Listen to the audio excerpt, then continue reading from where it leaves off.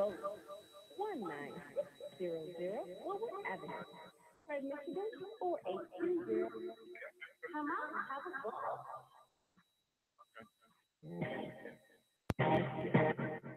SOS Graphic Design provides agency quality professional graphic design services from established companies creating a simple logo,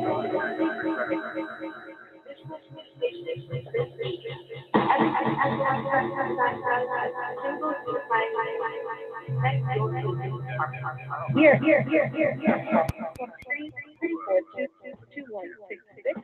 That's 313-342-2166, or online at www.slwestgraphicdesign.com. We would like to invite you to help support the efforts of Unity and Rebuilding. This is the website Unity and Rebuilding Fund.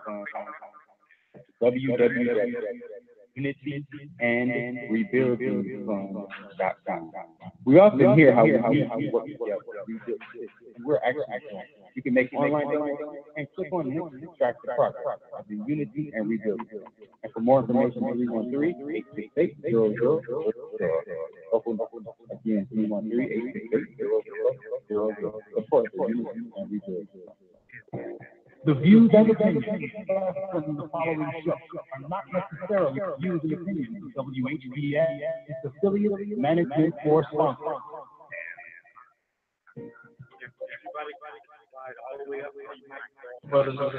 Are you tired of the scriptures and not understanding what it read? And if I'm trying to shoot, no, someone may have a different in your own, and let's talk. Let's read the scriptural discussion. Okay. I love three. Hey, so why don't you call? The recording has started. So tune in to Scriptural Discussion with this kind of thing. Every Sunday at 12 right here on SM 88.1 WHBR and John Chad. You can call in live.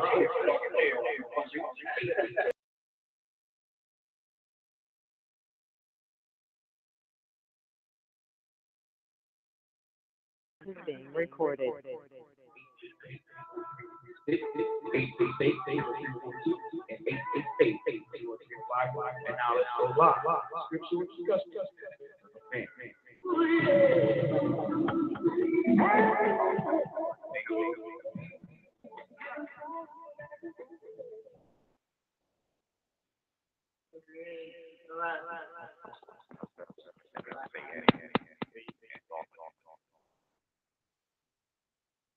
In the name of Allah, the benevolent, the most merciful, the truthful, and most just. I greet all of you on the hand and right. You all reading words. May Allah.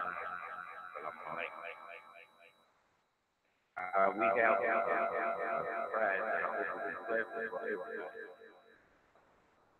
we have the Undisputed with my friend Joe Perry. I met him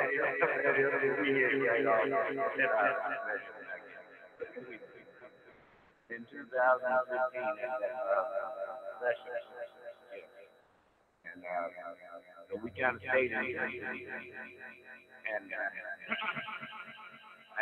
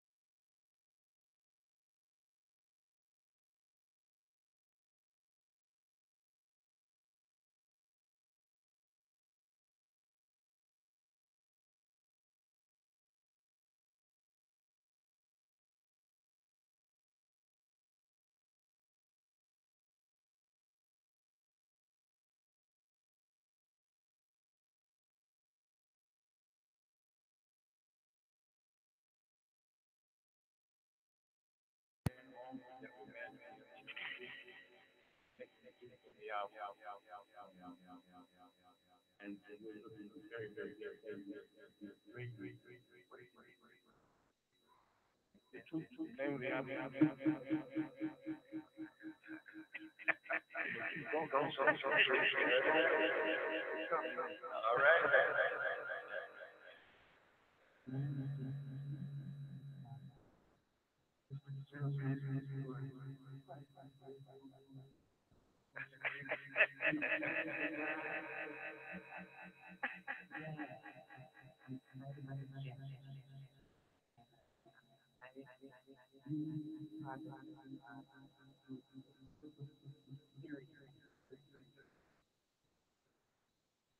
And my name is Harris. It's Miss Right Wrong. It's my first video. Very glad. Fan. And it's the same as music. Fan. Position is what you're doing. We feel like we all need to work together. And we hope that our music has something to do with us being a unity. And we try to bring the best music. We try to bring the music that's going to represent us and be proud of what we do. And y'all all say hi to the people in Fayette. And say, oh yeah, I want to introduce y'all again. Mayor and everybody. Oh, right. Did we meet last time? You didn't meet me. Got a new mayor. Oh, okay.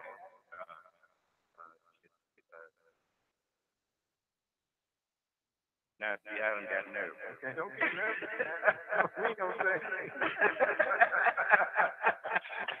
But we're going to get a chance to meet Mayor, the people of Fayette, and in that theater we got state, where you can also not just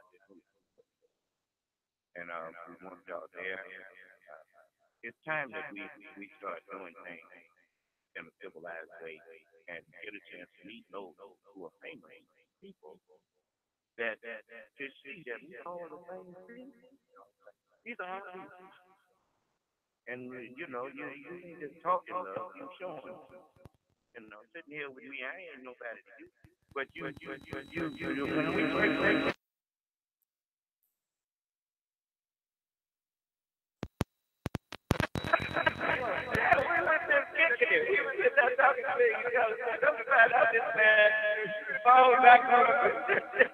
well, I gotta make sure because I'm about over here.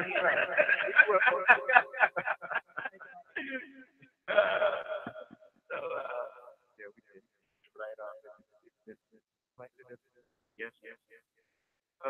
Brother Jamar, you listen. Tell the mayor that you don't talk about it. So we welcome any of you talk to you. But we have one of the managers, Mr. Alden, and I know he's always looking for talent. So it's very different. So you get a chance to meet good talent. Yes, I worked with years in the civil rights movement. My good friend was the mayor. Jackson died to the trouble of the movement. yes, I knew your voice. He visited us a couple of times. Yeah. So I'm very negative. But we look forward to having y'all surprise. Okay. I won't be surprised. I was Accommodate. I was impressed. We had a nice time. See, they've been to bed already.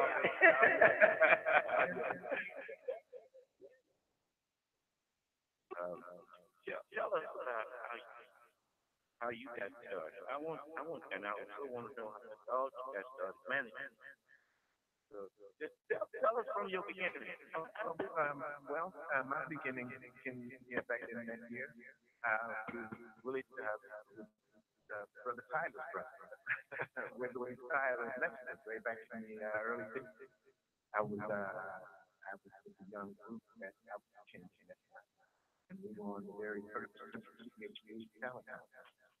And we ended up winning that contest, but second place was and third place was Tyler and Lex. And some years later, we all became stablemates in Motown. So I know that there was some kind of profoundness or destiny involved in that, and it's always been, since I was a kid, I looked up to those guys. They were much older than I was, and just to be a part of Motown at that time, it was everything in the world to a young thing, So, but yeah, that's how I got started. And after that first year of going through all those accolades of winning the talent contest, my mom was behind down and go to school. So that's what I did for the remaining of my early adult years.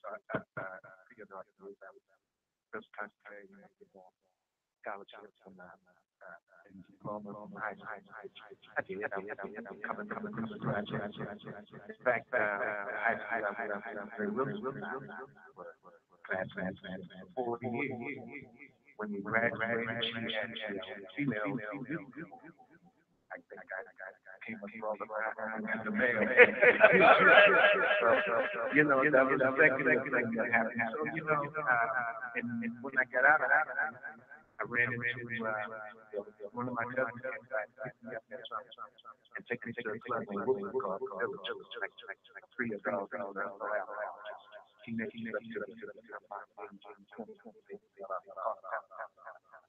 and I went in there and I worked that night. I met David Walter Jackson, lunch that was already out. And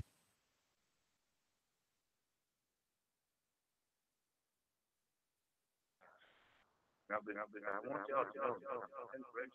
Oh no, you ain't got. I mean, I invite you to the rest. Okay.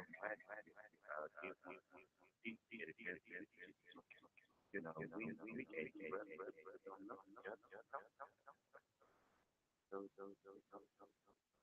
Just feel.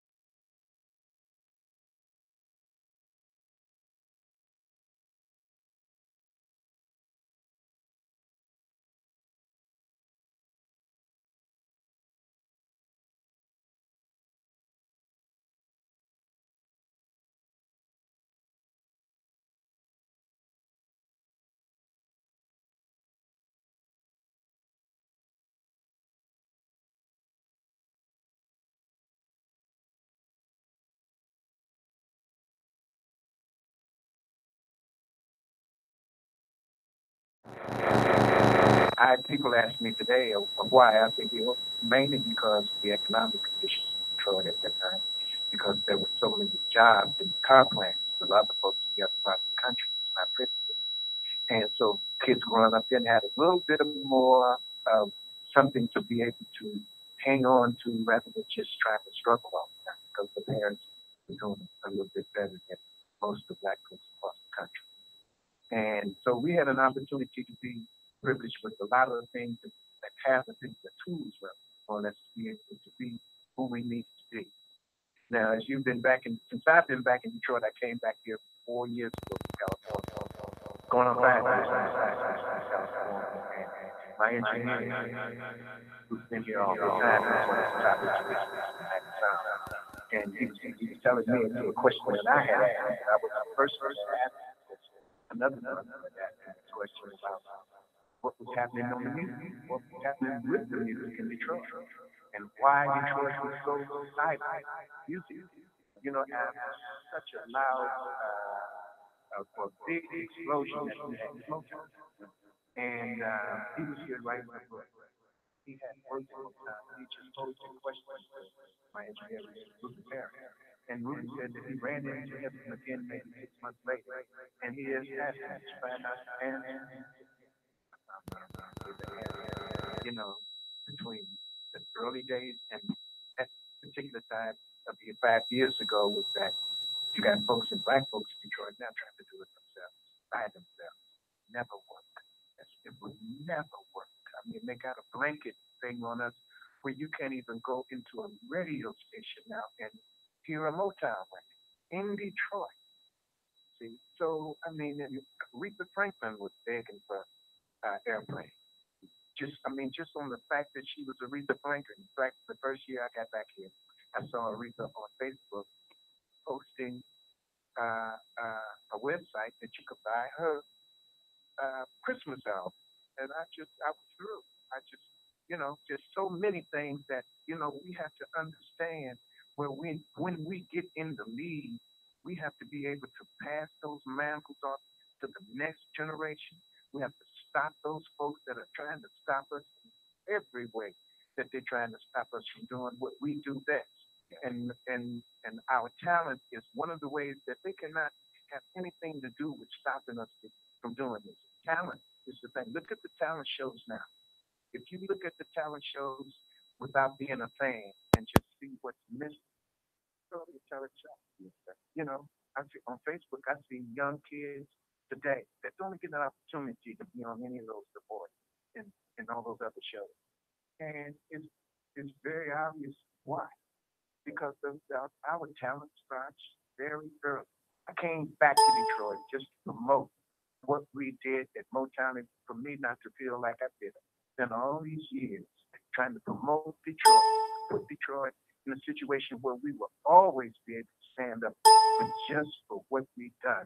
And to just see it so just meant, and meant only because those opportunities that we were privy to because of the radio. And Mr. Tyler here and our chair for this station can tell you those stories. That we had, that helped make the record business what it is or what it was when it was a business that we could depend on. We can't depend on it today. They're trying to make it that way on purpose. And when I say they, those folks that had all the power, they have brought up all the radio. When you don't hear us in new music on the radio today, it's because they won't allow us to program. They won't allow the DJs to program. We got some stations here in Detroit. You walk in with your new record there, they say, "Here, talk to you, play music." Forget it for the music. This is something that I was curious about, and now I'm finding out it ain't all our fault. It's not all the time. Yeah, I've spoken to a lot of the older artists and folks that were a part of the Detroit scene when it was really a scene. Detroit was really a place to go. We don't have no place to go. We have a club where we all frequent and that's because of one guy. That's Bert Deering. Bert Deering does the best he can with what he's got to work with. But we don't have. When they ask me what the problem is in Detroit, I tell them we don't have a neighborhood. When you got a neighborhood, I grew up when there was a neighborhood in Detroit when you can go to a store and that store people look like me. When we ordered stuff, he knew what kind of stuff we ate. It wasn't just stuff in the cans. And he'll tell you today, the cans are killing us. Everything in those cans are killing us, and all those labels on those cans are in the front row of the aisle. But we have every neighborhood that I have lived in, it's the same people are right. I have nothing against the people, but it ain't ours. That's what we need to be able to, first of all, stand. We got to have a village before the village can bring us up. And we have to talk about that. We have to not just be a part of what they give us, we got to be a part of what we deserve, what we create and make. I'm not going to hold everybody, but Aretha Franklin, the passing of Aretha Franklin to me in my lifetime is a comma, an apex in my life, in my career, because all the things that she was involved in and the things that she did for us as a people with this art and her talent in her life and career, I think that she should have a much more larger place in the history of Detroit, besides the little tokens that they've given to her. because I think the gift that she gave to Detroit was gifts for us. And if we have the opportunity to give that gift back, that gift should be back so that it will last forever. A street across the street don't matter. A club that they can tear down and remove any kind of thing. They have removed us for a whole neighborhood. We needed to build a whole community and call it Aretha Franklinville or something like that, so that when you come there, you know where we were. You know who we are and what we are. Right now, they got us scattered all around. And I've been in a lot of places where the redevelopment of some of our major urban cities have changed, and what it did is just replace especially our elderly people who depend on these neighborhoods that they are familiar with people who they commonly know. When you start throwing them out to Belleville, over in Holland and all those other places away from the city, and they're doing that by the cost of living. You know, you can't move into any of these apartments. They done moved into all our old neighborhoods, because who's going to be able to pay $900 and $1,200 when you're on a fixed income? We have to look at everything. We talk about the schools, well, the schools ain't going to be right until we got a neighborhood. We can't get together to fight together. See, so I mean, you know, and at that particular time, Brother Dan over here, get into that. We had brothers that was out there that was involved in sports and in the music, talking for their people, because they didn't get there from somebody. Getting in trouble for it. Remember that? Yeah. Oh yeah. Getting in trouble for that. Black power. And all they're talking about now is white power. Let's talk about all power. Yeah. And that comes from one place, and the rest of us follow. You know, because it says, if I'm good to you, you're good to me back. So whatever it is that we do that's natural, and we can do that in such a way where it helps our people, it gives our people some hope to be able to be a part of something. We can create a neighborhood, and we can pull them pants up. Yes, sir. We can look like we're supposed to. All of that. We need to be together, because if you don't see it, been around here long enough just for you to know that in 5 to 10 years, you're not going to recognize where you used to go in Detroit. It ain't going to have the same nothing. They got 30-year plans, and it does not involve us. See? And well, should it? It's well. I mean, when you say you want to be somebody's equal, then that means you're not looking for them to carry you. That's right. You know, I mean, look at this station here. Ain't nobody stopping us from doing for ourselves. That's right. If we would get together, this man here struggling to keep this place for us, and we ain't got sense enough to get to him and say, brother, what you need? What you need from us? You know, the first thing you need is money, because it costs money to keep this place going. And so he's kept it going. Him and Mr. Tyler and them here struggling, and we supposed to help. We couldn't even be sitting here. I would have never met you. Right. If it hadn't been for this station here. Right. It ain't up to white people to set us in a position to meet each other and to lift ourselves up.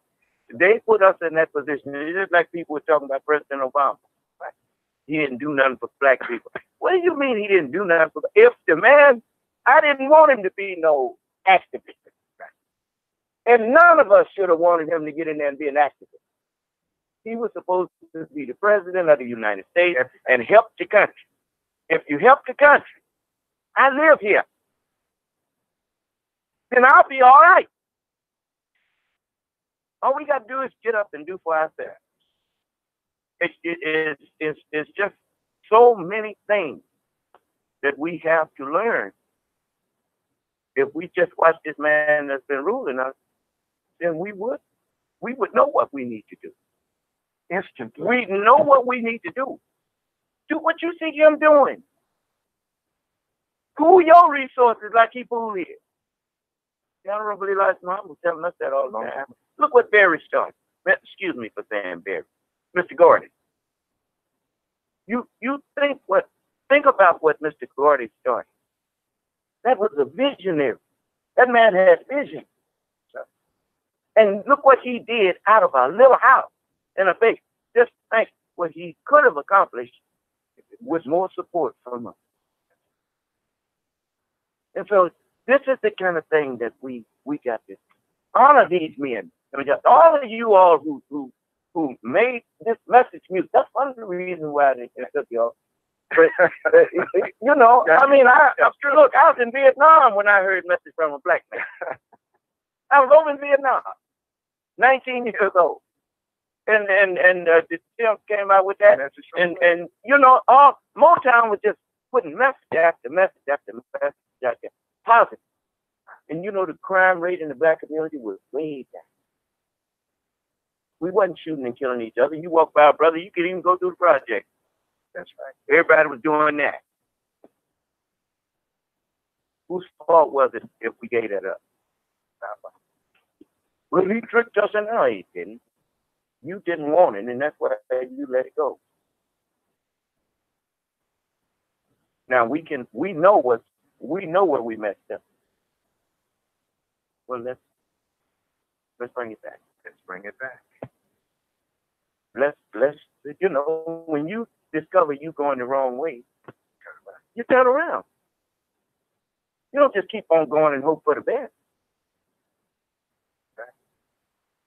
So, you know, I mean, I brought y'all on here to talk about y'all. You know, I want to, yeah. But you know, I want to show you. Now you bring me to the next question of how did y'all come up with that name? Undisputed Truth. Well, you know, I'd have to say that at every turn, when Norman Whitfield, and folks that don't know who Norman Whitfield was an American, a black man with white blood in him, but he was black all the way from one side of his head to the next side of his head. When we thought about what we were going to call this group, we went through a gamut of a lot of names. The only one of the last names that I can remember, the last name that I was remember was Ice Cream. Ice Cream. Ice Cream. And you know, Norman said, and he looked at everybody. He said, "Okay, so you know, what do you think about when you say ice cream? Something that won't hurt you is a treat." So we thought about that, you know, and we was about to say ice cream. Mm-hmm. And the next day, Clay McMurray, who's another writer at Motown and was part of the production with Norman Whitfield, he wrote "If I Were Your Woman." He came and he said, what about Undisputed Truth? Norman Rose raised his head and he looked. He was like, looked at Clay again, and he looked at me. I was like, I would say Undisputed Truth. I said, that's saying something. He said, then that's it. Just like that. He said, so you know what your concept is. You got to say something. You know, and Norman Whitfield was the guy that wrote Message to a Black Man, woke me up. I mean, I had already been awakened, but I was shaking a little bit more because it was on air. You know, they stopped us from saying a lot of things that we were trying to say, but this came right on, and they had to play. Yes. You know, what's the number one? The Temptations at that time was one of the hottest black groups in the country, and he wrote the all-time number one record at Motown, Heard It Through the Grapevine. Smiling Faces is slowly coming up there and trying to be number two. So I mean, I'm standing up here 75 years old, and you know that song Smiling Faces. Everybody know that's Undisputed Truth. And when I say I'm not talking about just the group, that is Undisputed Truth. That is Smiling Faces. Sometimes don't tell the truth. Yeah. You know, and your people, you walk away and be crazy. But man, why'd you say, oh man, I'll be ain't think about that thing. You know, that kind of stuff. Yeah, the Smiling Faces. Yeah, but you gotta pay. We have to pay attention to this space and time. And I'm saying that because I came through and I was a part and stood on the shoulders of Jackie Wilson, Louis John, Hank Valley, Diana Washington, Diana Ross, Aretha Franklin, all those folks that came up before me, coming out of Detroit, was paving the way. I mean, was paving the way. And when I come back here, it was everybody was running around talking about Kid Rock. What do you do? I remember Kid Rock. Rose on the back of those who paved the way. The way should never forget your pioneers. Like America is proof of. Who's the father of your country? They never forgot George Washington. Most people don't know why he's on the $1 bill. They never get on it. Because one is the only number that you can't have. You got to have. One is the independent number. And they put George Washington. Because without George Washington, there wouldn't have been no United States. That's right. He held the Continental Army. He paid them sometime out of his own pocket. The man kept the faith. That man was riding in front of. I read some of his history. I admire him. You know, he was out there on a white horse, riding in front of cannons and stuff, firing, and didn't get a scratch. They thought he was divine. You know, I mean, how you take that to your enemy? You ride back and forth across that. Some people knew that something was divine about this nation coming into existence. I mean, look where we came from. With nothing. Look at Barack Obama. A country that enslaved us made one of our brothers president. Now, if that ain't worth trying to save, I don't know. I'm telling you. No, so let's you know, and I could preach it, but that ain't what I Miss P. I don't want nobody to think. I mean, we've been accused of not having respect for our women, and in some cases it's been true. Our women had to carry us. Remember that song? All my friends call me a fool and say, "Let the woman take care of you." Yeah, right. No more of that. No more of that. And we know better. We know that when the messenger was asked, when did the black woman come about? The messenger answered. He said, "Brother, as far back as we can go, she was there." She was there. So you know, we appreciate that.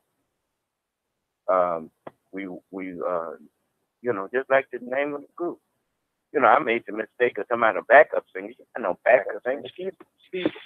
I remember that group. Excuse me, son, man. Yes, sir. Yes, sir. I've got Mayor Lundell Enos of Fayette, Mississippi on the line now. Yeah. Speak to you and the guest. This is the mayor of the city. Good morning. Good morning. Good morning, Mayor Enos.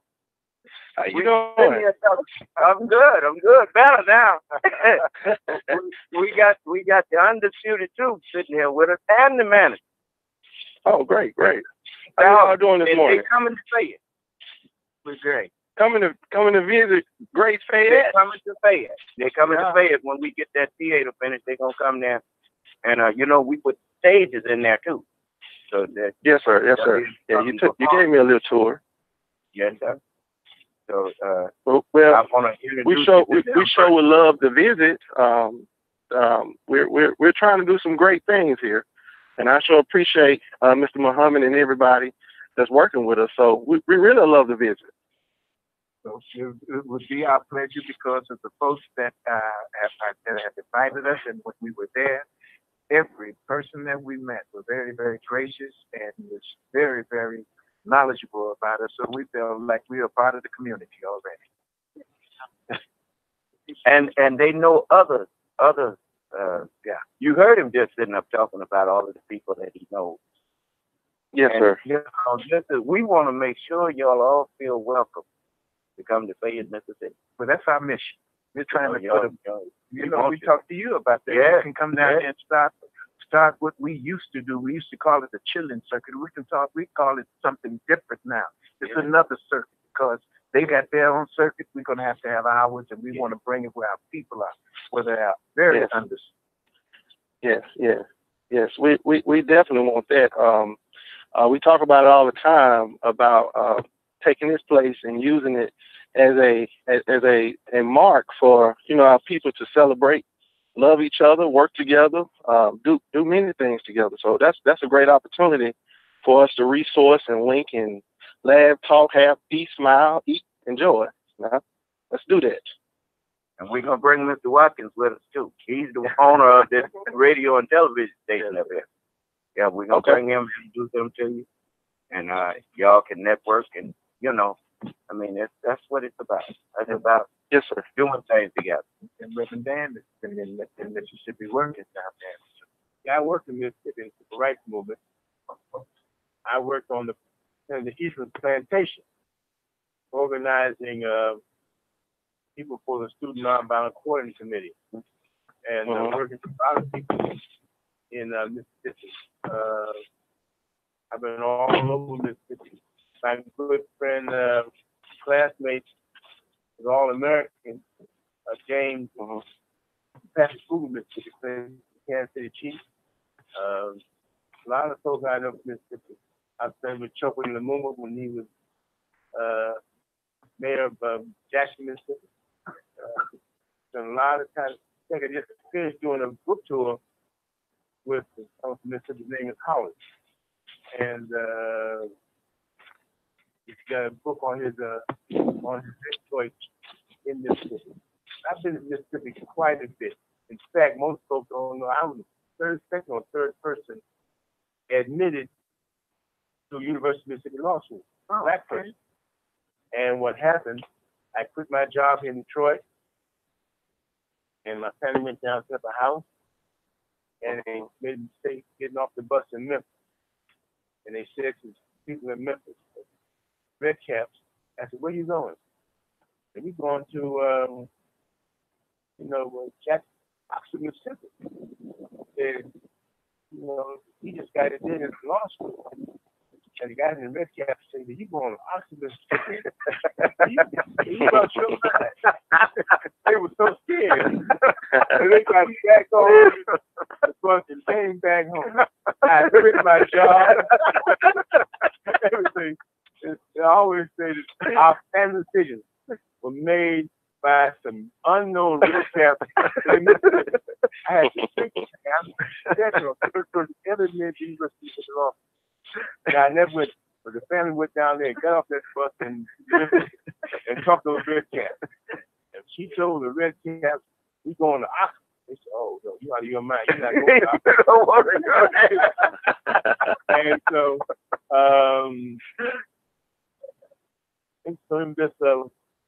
things happen in life for curious reasons. Otherwise, I had planned to go to the University of Mississippi Law School. But they scared my family out. And I understand. Well, at one while, remember when they was trying to really change the country's opinion of Mississippi. Yeah. And they had this jingle. I wish I could have found it because it was really nice. It said, yours in Mississippi. It's all these things. But Mississippi ain't what it used to be. No. I tell you what, when could a black man have ever been in the running for a senator and against a white woman? Right. And even stood a chance to win. Mike Espy, he almost won. Almost. But there's Congress people. I know. I know Benny Thompson down there. Congressman Benny. Yes. There are a number of folks in Mississippi. I like what Chokwe Lumumba's son is doing as new mayor Jackson. Yeah. My classmate, Tennessee State, was Mayor Johnson, the previous mayor in Jackson. And some were laughing because I had my good friend Chokwe run against my classmate Harvard. They said, who are you going to support? So I told them I was going to support Chokwe. Chokwe and I went movies together. Harvard and I were classmates. But I know lots. I've been all through this mayor, Mayor Enid, the water tower that just got put up in Fayette. Yes, sir. that didn't just happen because of black people. It happened because the Caucasian people in Mississippi, it's things that was available. The mayor took advantage of it. They made it available.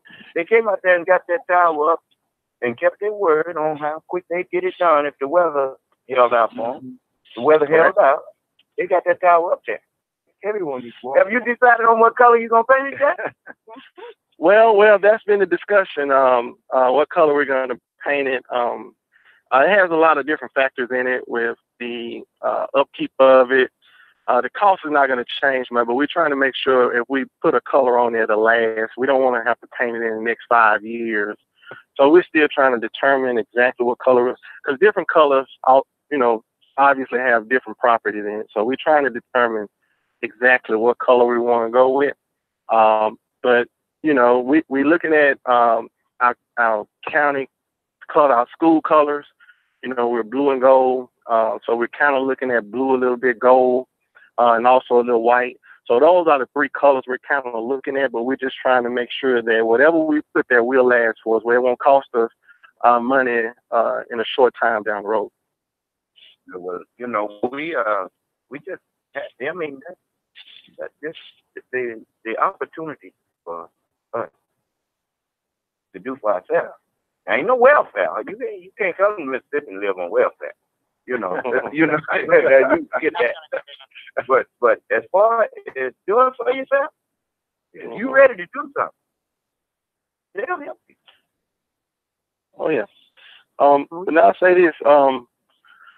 Here in Fayette, it's an awesome community, a great community of people that know each other. We just have some things that we need to do amongst each other. There are many resources out there for us to use. There are resources, funding resources, collaboration resources, but I just have a big thing where I want to get my community and my people working together, and that's key to me. I know that that we can't truly move forward without us working together in these communities, and everybody know everybody. So that's kind of where I'm at on the invitation of coming to Fayette. That's why I'm always open to new ideas, new people, new ventures here, because I know that's the way the community got to grow, because we're kind of stuck in a mindset. Our people have been operating a certain way for so long. So when new ideas and new mindsets come, we got to be open to bring it to the community so that we can grow from it. And that's kind of what I'm doing. So I'm always open to anyone that want to come here and visit the city, visit the town, and collaborate on some things. We're actually now trying to put a little event together for the summer to try to bring a cultural environment here of people celebrating different ideas, different historical facts, things like that. We want to bring all that here to try to build a brand of Fayette again. So I just want to open an invitation to everybody that's listening out there that we're planning to bring Fayette to a whole nother level, starting with this water tower. That's infrastructure. We definitely want the infrastructure to be strong. In order for the infrastructure to be strong, our people, our community has to be strong, and they have to believe in the vision that we have here. So, I just wanted to make that known to the listeners out there. Did you hear that? I said, we accept your invitation. Yeah. And, I'm going to make sure the first thing I do when they do come, I'm going to bring them and introduce you to them. Mr. Yes, sir. And the city council and the supervisors. Correct. But y'all need to have each other's numbers and be able to network. All of that. Yes. Okay. So thank you, Mr. Mayor. I hope you continue to listen to this interview. I said it's yes, sir. that I want all of our people to hear. Right. And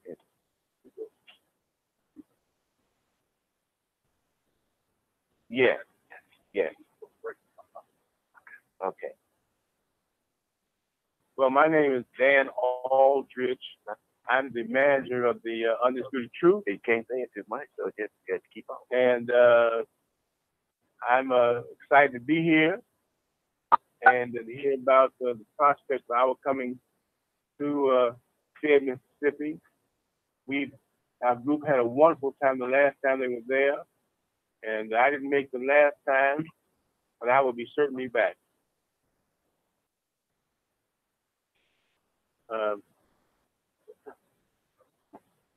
I've been to Mississippi many times, and my good friends, both my friends, both of them were the mayor of Jackson. One was Chuck Wade in the movement before them. I think it was Harvey Johnson. And I've worked in the civil rights movement on Senator Eastland's plantation. My job at the time was taking money down to Mississippi to support the effort from Detroit. And I made trips to down in Mississippi. And I've been there many times, had many friends all throughout Mississippi, including Benny Thompson, who is now in the congressman in Mississippi. I have friends all throughout all over Mississippi. So I played ball.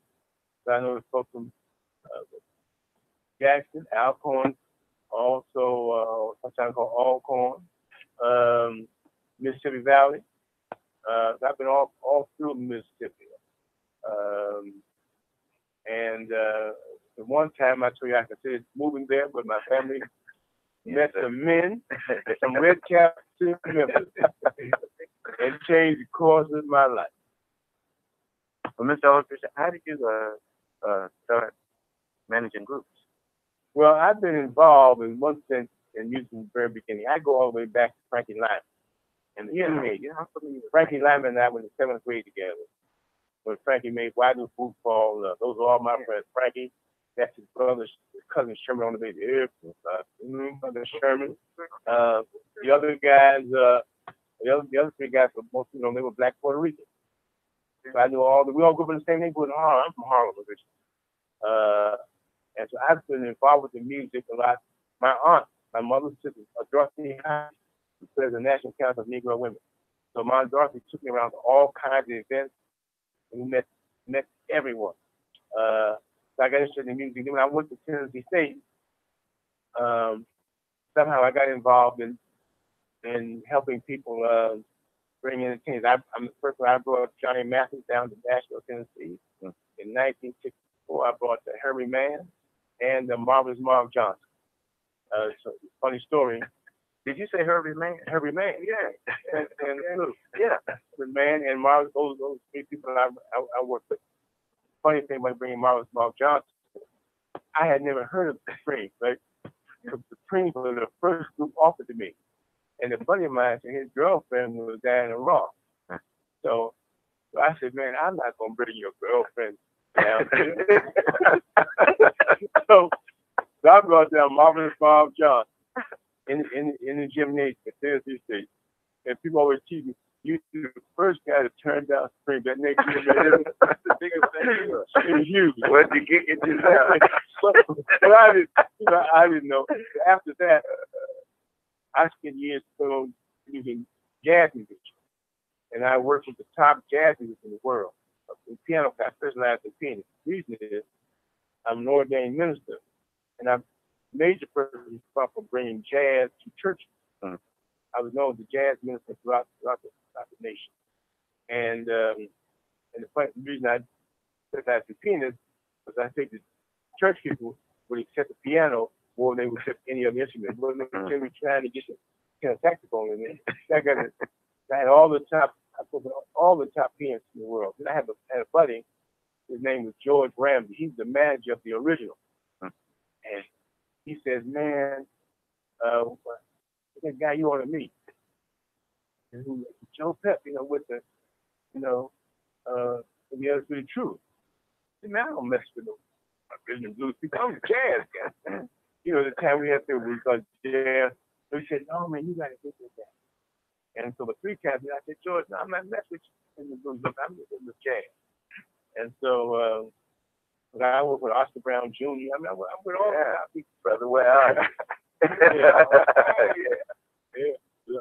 I work with Oscar Brown Jr. You know, I work with a lot of top folks. What happened? I happened to meet Joe at Burke's one day. And we've been working together ever since. And then I met Jackie and Daisy and the rest of the group. And the album we put together is largely rhythm and blues singing for the most part, backed up with jazz musicians, the finest jazz musicians in Detroit. When you hear this CD, you'll be stunned. We've got 26 of the top musicians in Detroit, and we got 27 people on the album. 26 from Detroit. One is not from Detroit, and that's Michael Nash, and he was a pianist with Michael Jackson. Okay. Everybody else we got is from Detroit. I mean, from Ralph Armstrong on bass, Galen McKinney on drums, Dwight Adams on trumpet. We got all the top, John Douglas on trumpet. We got all the top people in the trumpet. The music is absolutely sensational. Al McKenzie on piano. And so our goal actually is, and Joe and I were in total agreement, is to rebuild the music industry. This is just the beginning. We want to actually rebuild Motown without rebuilding Motown in the new way of thinking about the music. There was a time when music was the fourth largest business in Detroit. We had Chrysler, Ford, General Motors, and music. And so we realized that we had given up the fourth largest business in the city. The truth is that all those talented people are still here. That's right. They're still here. And there are more talented young people here who are just dying for the chance, begging for the opportunity. And our job is to give them the opportunity. We have tremendous experience. Joe has his experience. Now, to me, Joe's the youngster. Joe's 75 years old. I'll be 77. Well,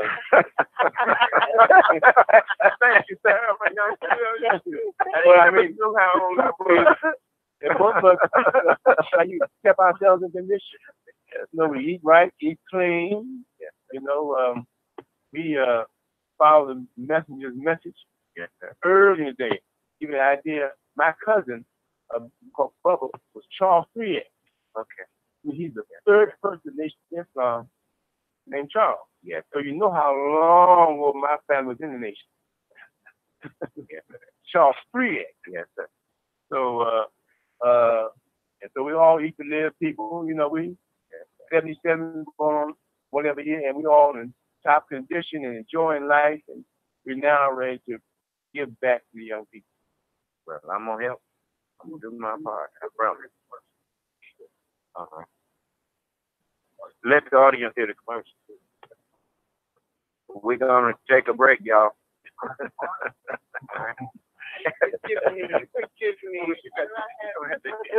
Forgive you for what? Okay, for being nice.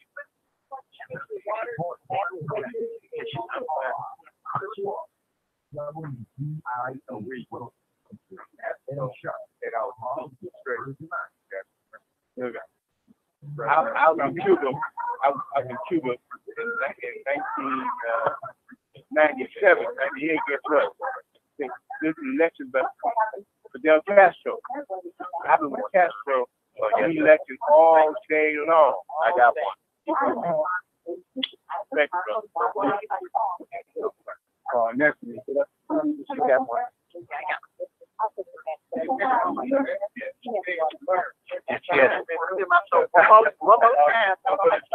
Really? Yeah. Now look at y'all. Look at who we just. Okay. We think you got a mayor. Wait. Oh yeah. We always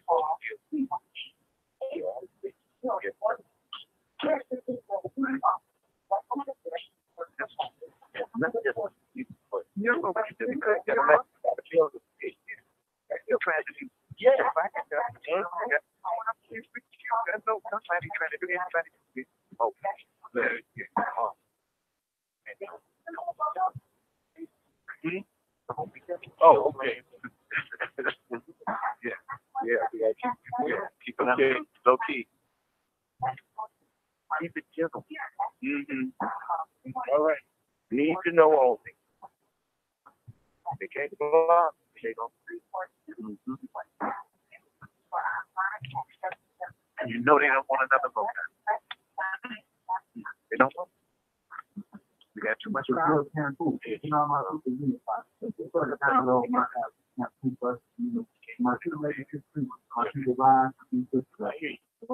Left is done. Right. What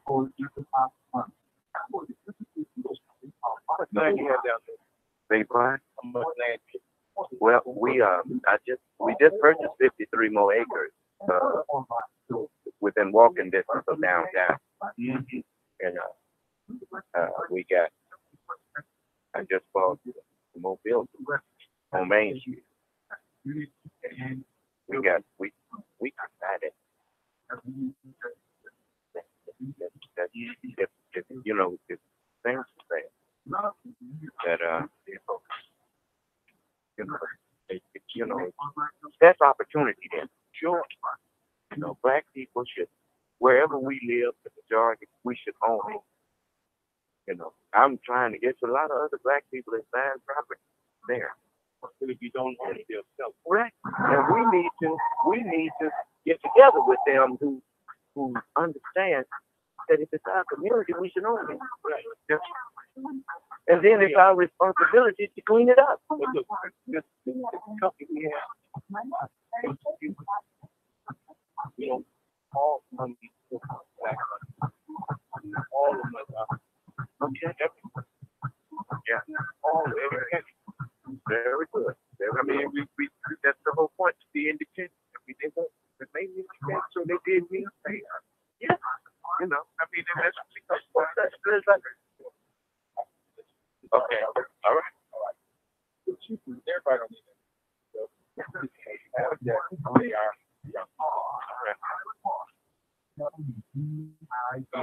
Jacket.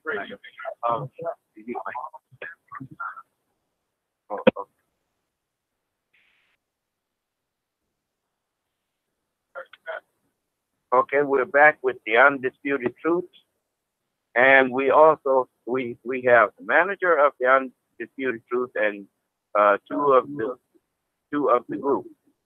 That's Joe Pep Harris and Jackie G. And we are enjoying this ourselves together. We got the mayor.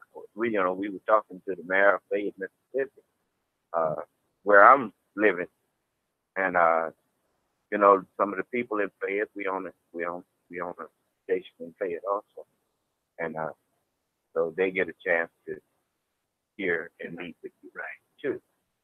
And so it's just many things that we want to do, but we want to start doing things together. That's all. Just being down to earth, brothers and sisters, with one another. And those of us with talent, then we're going to use those talents to help one. That's what we're going to do. I'm still waiting to hear Jackie T. As I don't want none of the sisters that's listening to the fact that we ignore it. It should be that we're working with it. I'm sure everybody has their own story. And I'm so grateful to, first of all, the net and experience of Fayette. Beautiful there. And I'm going to give honor, first of all, to my mom, who just passed last year this month. And I'm standing on her shoulder. She died at 95. And I'm so grateful for sisters like her and Mother Rosa Parks. I really admire that energy because they didn't necessarily shout. They weren't the type of women that shouted, but in their experiences and in what they did, they did a whole lot. And the way that I came onto the scene as far as an artist, I started out as my passion was that of a dancer. I was here in Detroit. I started out dancing with the Tears. That's been a while back. And I got a scholarship to go to Albany Museum of Dance Center, and I began dancing, and I had a very severe knee injury. And I was dancing with Albany, and that's how I started to sing. Now, I stayed in New York for quite a while, singing and auditioning and doing plays, and I came back to Detroit, and I ran into a musician that was here named Rob Lowe, guitarist. I met Joe Peck. I was an independent artist singing around town. I was developing my own TV project, and Rob Lowe got a chance to hear some of the music, and he said, listen, I have a friend who wants to get this wonderful group going again. It's like a wonderful group. It's like Undisputed. I was like, Undisputed Truth. Undisputed Truth. I love the message and the music, and and yeah, I came up around the time that there was message and great knowledge in the music. And Smiling Face was one of my favorite places. Yes, Pablo set up a meeting with myself and Joseph. And yeah, the rest is history. We began creating music. I went to California to audition. And since then, in this particular project that we're working on, I brought Daisy Love, who's a very serious, she's a serious musician, vocalist, and she's the director for the Renaissance Unity. She's with us now, and we recruited another member from the original music named DJ Evans, who's awesome. She was on all of those Motown hits, DJ Evans. So I'm just honored with the company, and this TV project you are going to so enjoy. I'm telling you, this is masterful. And what I love about working with the group is everybody's knowledgeable in their own area, but I really enjoy the fact that everybody's input is important. There's no one person that's more important than the other person.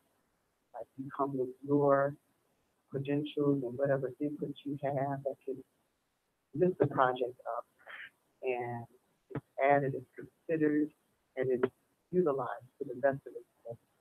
And I'm just grateful to be a part of this project. You're gonna really enjoy the music. Yeah. Praise. Truth don't set you free.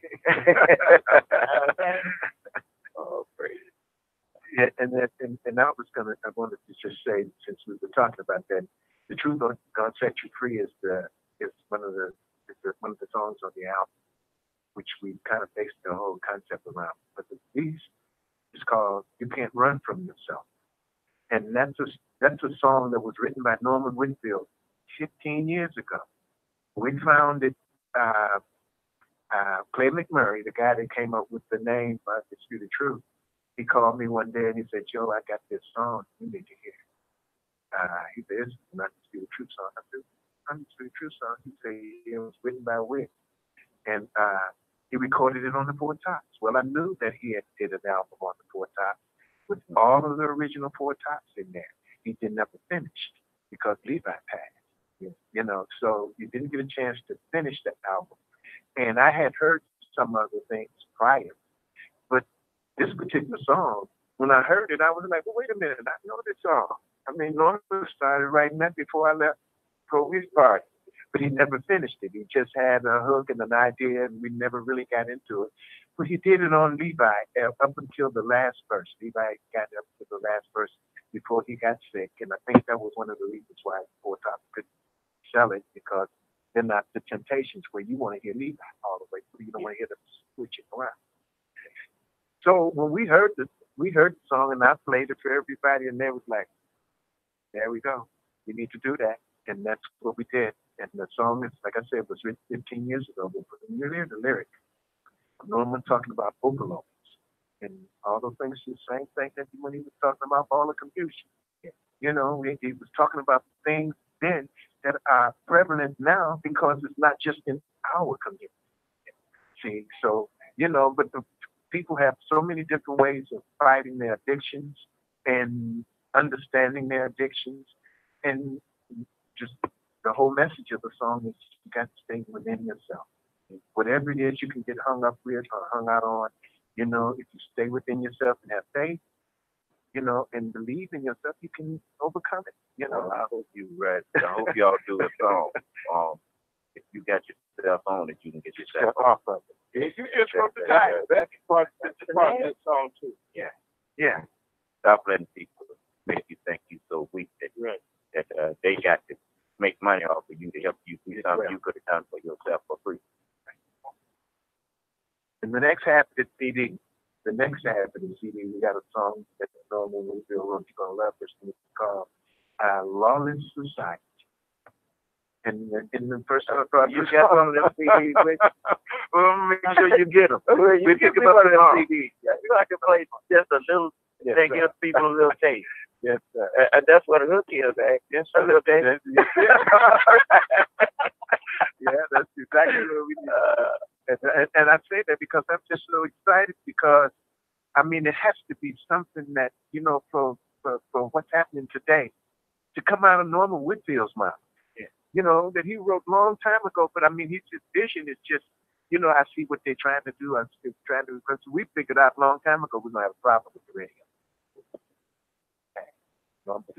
Yeah. That's why he's been gone about almost 10 years. Yeah, it's diabetes. But the music lives on.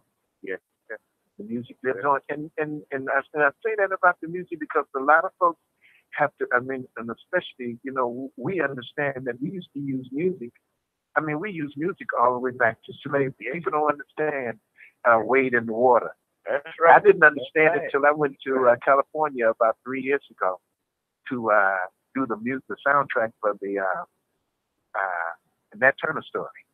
And in doing that, one of the ladies that was putting it together, she had a whole book on Nat Turner. So maybe you need to read some of this so you can have an idea about lyrics. So when I started reading stuff that we never had an opportunity to read or taught about Nat Turner and those eras and the things that they were talking about, how smart black folks were because they could not understand nothing that we were talking about. Wade in the water, yeah, wade in the water, children. See, so they don't. Railroad, it is. So we had a lot of fun trying to do that. They shut us down. They wouldn't let us tell the whole story. They call it by that. Yeah. Oh, we were telling it. And I was like, how are we going to say anything about these kind of incidents in these films that they had in it? And when we were doing it, the person that I was working with was just do what you got to do. We're going to see if it's going to get past the passions. And they wow. I read some of that book. I had to close because of crying. I just to think about what we went through trying to be free when there was no roads to run to. Everywhere you go, somebody was looking at you. Why are you doing what? And I think about that today. Just leaving out the house without a wallet. And those folks, when they were trying to escape and get away from the stuff that we just sit around and be stupid because we can't get away and don't have nothing to do. I may sound a little angry, but I am angry. Well, let me tell you, it always spurs emotion. When problems arise, just like the reason people cry. We cry when we are confronted with a problem that we don't have a solution. We get angry when things happen to us that we don't understand, especially bad things being done to us, when we don't know why it's being done. But once we understand and accept that if God says to Abraham, your seed's going to be a stranger in a land that's not theirs, and they're going to serve them and they're going to afflict them for 400 years. I learned to stop being angry about that. and tried to learn, more important, why did God let it happen? And now I know why. Because we wasn't supposed to shed blood to get out of slavery. We're supposed to use our mind and learn how to solve problems without murdering one another. And once you learn how to do it yourself, then you can bring peace to the earth. Well, I think in large measure, I would say that our music is solution oriented. There. That's, you notice, we're a winner. Never let anybody say, boy, you can't make it. Never. Because of people mind is your way. Right. Right. That's the only reason you can't make it, because you mind too people to figure out the answer. Right. So don't let nobody tell you that that you can't make it because of people mind it. We are a winner. We are a winner. Yes. That's right. We are. Ain't nobody can turn around. But I'm saying, for us, I see that the reason why I hooked up with this group. That's when I became the manager of Wanted to, because I thought the music was solution oriented. Yeah. That's what the music was. That's what you said. That's what I was about. Yeah. So I wouldn't have done.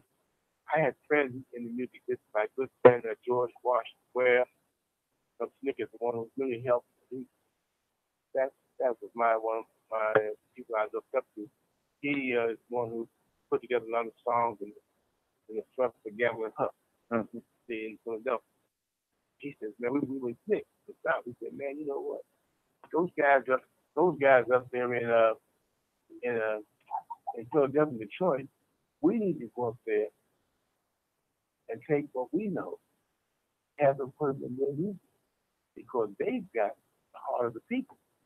We down here fighting in Mississippi. I was in Alabama and Tennessee. He said, man, look, if we take what we know and put those guys up there, we even have the heart of people in song, we can make this thing work. And so I came to Detroit, and George went to Philadelphia. But the difference is, he hooked up with Gavin Huff right away. I never found I didn't know that I didn't know the folks who wanted to make message music so much in Detroit. The ones I knew were when they loved me. And so when I heard Joe talking about what the Undisputed Truth is about, I said the same thing I'm about. And so we're making message music. Most of our songs say something. Yeah. They speak to people. They speak to people with different sense of who they are. And the music also is the music of hope. You know, and I don't think you get anywhere if you don't have hope. So this is the music of hope. And that's how I think what the group means to me. That's why the group to me is the magnitude is so very important. Because I can see when people hear this music, hear the quality of the musicianship, I can see them changing, you know? Changing and dancing at the same time. So we're always gonna dance. Yeah. You can't. That's what jazz made a mistake. We took the dance out of jazz. When I was young, jazz was dance music. I used to dance to Amal Jamal Fujian. Right. That was a dance music. My mother was a professional dancer. My mother's partner was Mantan Morris, Charlie Chance partner. I said, who that say who that when I said who that? That was my mother's dancing partner. He called Mantan and Tony. My mother Tony. And they were involved in the dance. And Miles Davis came along and took the dance out of the music. And they took dance out of the music. I think they took the music away from the bass. That was my come to have that piece. And so I see right now in the Undisputed Truth, linking together the spirit of the people and the feeling of the people. And the music does all that. And have the opportunity to work with someone like Joe, who's gone through the Undisputed Truth, the Ohio Players, Rolls Royce, the movie Car Wash. I mean, someone asked me, why did you involve yourself with Joe Pep? I said, well, to me, it was like somebody give me a job. If you can work here, you got to work with the top person. your whole was still better. That's easy to me. Easy. When I heard Daisy sing, when Daisy, I hear Jackie sing and then the DJ. I mean, the group works well together. The other thing is, we all just work so well together. So we really are a team. No one's worried about who's in charge and all that kind of stuff. It's a funny story. Someone tried to hire me as a group. Now I won't miss the name. They want to hire the Undisputed Truth. Understand? You the magic. Yes. So how much you charge? I said, I don't know. So I have to speak with the group. I said, so I thought you were the manager. I said, I am. If you're the manager, you're supposed to make decisions. I said, no, we don't operate that way. We make collective decisions. I said, you bring it to me. I'll take it back to the group. We'll sit down and talk about it. And I never heard any kind of manager like that. I said, well, that's the kind of this is. And you will not be hearing from us until we meet. That's right. And that's how we operate. He was accustomed to the manager like years ago, manager who Louis Armstrong met. They would make money. Louis never even knew my father, Louis Armstrong, was very good friend. Didn't even know how much Louis made. He didn't even know how much he made. All he knew what he got. Two guys got the same way. What they know, what they got, which was more than most folks were making. Yeah. But they didn't know how much there was on the table. So the guys becoming multi-millionaires off of them. Off of the town. Off of the town. Yeah. I said, we're not going to do that. We said, we're going to be transparency. Everybody's going to know everything about what we do. And the other thing we said, we're going to practice gender equality. Men ain't going to run. Men ain't going to run this group. We recognize gender equality in our group. Gosh, I never heard of a group like that. But that's what this is. But that's how we, I think we're a different kind of group. Our method of operation is different. Our feelings of the music is different. You hear the music, you hear the quality of voice, and you hear the wonderful musicians that they have behind it. I mean, tremendous Detroit musicians. But the problem is when we're trying to sell Detroit. Yes. Everybody keep worrying about gentrification. I'm saying, look, just do what we do. Yeah. I'm prepared to deal with anybody head up. You do what you do. Let me do what I do. And you just keep it fair. That's all I ask you to do. Just try to keep it fair. And we think we can sing and dance and produce with anybody in the world. We're not worried about what anybody else does. We're worried about what we do. See, a lot of folks don't, and just you're playing off of what Dan just said, and when people call now to say Undisputed Truth, wow, we don't know if we can afford that. It's been a long time since any black artist or black act today had any kind of radio power. It's a whole new world since the internet has happened, and I'm not stupid. I'm putting a new group together. I mean, a new group in the sense that we are carrying on a brand that we started, and in doing so, we have to consider the folks that helped us, yourself, that can fall into what we were about to get to where we were. We're not hot. There's no hotness about it. So we want to be able to not overprice ourselves when we work, and if it makes sense, we'll put the weight on Dan. I told him, don't try to come up with the price. It's got a lot to do with what we got to do to do it. Where it's at and what we got to do it. I think that we could work more if we operated that way, rather than just telling everybody this is what we get. We want $100,000 for a weekend or stuff like that. It's not like that. We're trying to work. We're trying to spread our message. We're trying to afford it. So I mean, I've been doing this too long, so I'm not worried about anybody taking advantage of us because we know what we want to do.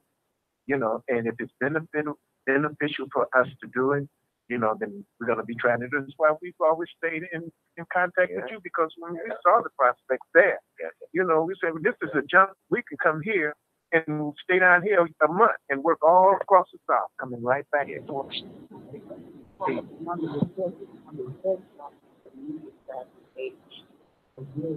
Working and learning, the music industry is changing so rapidly. We're understanding being now for new age, we need that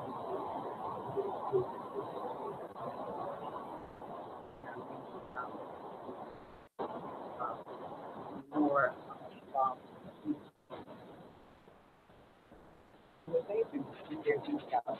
Not that you make your own goal. What works for you is going to work for us. Is going to be what works for you. So we're understanding what works for us. Yeah. Well, it's a high school, junior high, and elementary school. Right there in Walker. So, y'all get a chance to hear, and it's a lot of church. Yeah. And moving to music and listening for messages in music, I learned that in church. That's right. They had a time in church where they had message and song. Reverend Bradley would get up and say, well, we're going to have a choir to give us a message in song. So I just learned to listen to songs for messages. Right. And I took that all throughout my life. And that's what I think most of us did that. Yes. And that's what we do. Yeah. I'm saying, that's about being a manager. Yes. I used to, in part, book the appearance from my Aunt Dorothy. I used to book the appearance from my Aunt Dorothy Heights. She's still the National Council speaker with me. Now, she, at one point, was probably the top woman speaker in the United States. And could command all kinds of things. And so she said, Dan, I want you to handle my booking. I said, okay, Aunt Dorothy, I'll handle your booking. She would handle her booking. So I said, well, what do you want me to do? So I had a few came. They said, we can afford your aunt. Small black group. And my Aunt Dorothy said to me very clearly, she said, let me tell you something, Danny. She said, what's the biggest compliment you can have? So the biggest compliment you can have is to have your people think that you have something to say that they think is worth hearing. She said, with that in mind, when you book my acts, you make sure first that the people booking me can afford to book me. Then if they can't afford it, we'll do it. We make enough off the big people to take care of small people. And what I want to know is that my people thinking what I have to say is something they think worth listening. Yeah. She said, and that'll be your guy. Yes, sir. And that was my guy. Well, I'm just, the more we talk, the more you talk to others, the more you start to see how much we all think alike. Yeah. And we couldn't help but think alike in many ways because we all come from the same experience. Same root. Right. It's not a one of us. I mean, when you start talking about how you suffered and how you was abused when you was a child and all that stuff, well, welcome to the club. We all was there. That's right. That ain't, but you ain't that child no more. Stop letting people make you carry baggage from childhood into adulthood. People did all kind of stuff to me when I was a child. I forgave all that stuff and moved on. And that's what we all need to be trying to do. You got all this talent. That suffering that we suffer, all that was basically for was to teach us not to do that to nobody else. Right. That's what it was for. I expected my father was so terribly mean. Oh, man, welcome to the club. I tell people, look, my father, look, I'm telling you, all people have to say, because I'm going to tell you your father when he gets up there, no, mother, no. You broke out in the days around. Whatever. And my father, one time I was in college, right? And I had a dispute with my mother on the telephone. I'm in Tennessee, she's in New York. I'm talking back to her. I'm walking down the street the next day, and my cousin in my class, he says, He said, man, that's just like your father walking down the street. I said, that can't be my father. My father doesn't fly. He said, that guy looks just like your dad. My father came up and said, son. I said, where do you stay? I'm staying down the Browns. That kind of black on segregation. We go down there. I said, Dad, why you down? He said, I heard you asked your mother. I said, Daddy, Mama said something to me. And Mama was wrong. He said, son, your mother's always wrong. That's not the point. The point is, the point is, you don't respond. I said, Dad, I apologize. He said, you realize you talked about white in a certain campus. I said, Dad, I apologize. I promise you. It'll never happen. It's okay. You can't get it. Okay, so. Right. Yeah. He said, but he said, we're not talking about your mother. We're talking about what you. That's right. Why I'm down. You know, I had to grow up to learn that. You know, my mother, man, if she wants to slap me, that's that. That's her business. If she carried me, that's right. I wouldn't have been here without her. My mother couldn't say nothing to me. Once I learned some sense, thanks that I don't be like Muhammad. You know, I when I turned 22, I went into the nation. That's when I learned how I was supposed to really treat my parents. The Honorable Elijah Muhammad taught me that. And from that point on, my mom and my daddy was the greatest thing that ever lived as far as I was concerned. And whatever they messed up with me on, it wasn't on purpose. It was because they did the best they could with what they knew. Right. And it wasn't their fault if they couldn't do for me what I saw the Honorable Elijah Muhammad doing for me, because they didn't know what he knew. And so, you know, I had a wonderful mother and a wonderful father. My brother got whipped once out on the street, and he was ditching school. My daddy found him. I just beat him right there in the street. And the lady said, "Who is that man?" And my brother told me, I said, "I don't know." Oh no! What did you do? He was too embarrassed to say that was his dad. I know them kind of witnesses. Oh, brother. Man, my dad drove up on the schoolyard to bring me lunch. And you know, my dad was not real educated, but you know, he was driving around on the schoolyard, and he had an old bullhorn thing and calling me on my friend's lap. I was in elementary, calling me to give me some lunch.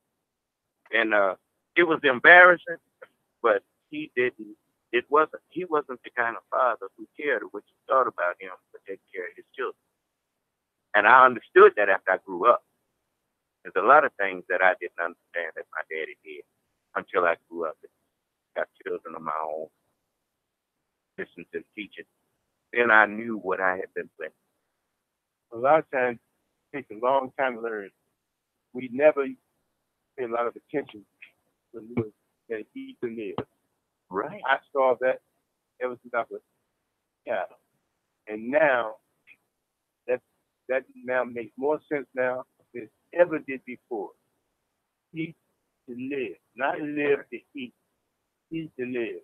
That's right. We weren't Muslims, but we read that little book, little it wasn't no big long book. Paperback. Yeah. We read a book, and my cousin Charles, 3A. The whole family read the book. My family were not Muslim, but we ate bean pie. He brought bean pie. Muhammad speaks to the house. When it came out, and I remember I was telling someone when Muhammad speaks, now, give my age for instance, was a mimeograph sheet. It was not a newspaper yet. It was a mimeograph sheet that was stapled together. And the brother was walking through the neighborhood. I grew up in Harlem. Yes. Mosque 7A, 7B, number 7. 7A, B, C, and D, depending on what way you're in Brooklyn or Queens, in Manhattan. and the brother would walk around and give me this mimeograph sheet, and we'd read this mimeograph sheet. I couldn't have been any more than 7 or 9 years old. And so I remember when it first came out, so it wasn't even a newspaper. And I remember it became a newspaper. But now my Aunt Dorothy, interestingly enough, she was a ghostwriter for Marcus Garvey. So we had been involved, the family had been conscious in some sense, since probably she finished high school in 1929. So she probably was working for Marcus Garvey sometime around 1931. Our family had been a very conscious family. I mean, mother, father, and I'm just going to say my cousin, call him Bubba. We all do this Bubba to us. And so we've been involved in some sense a long way. Caring about your people.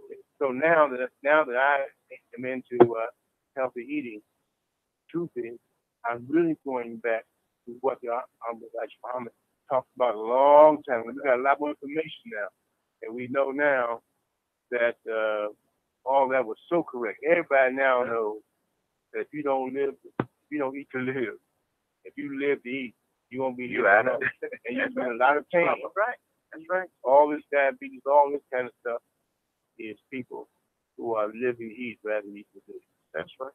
We have to be open to sharing the information and receiving the information on all levels, from the elders to the youth, because the babies out of the mouths of babes, you can get a lot of information from people who have a fresh perspective, and they have to be open to listening to the elders and open to, I had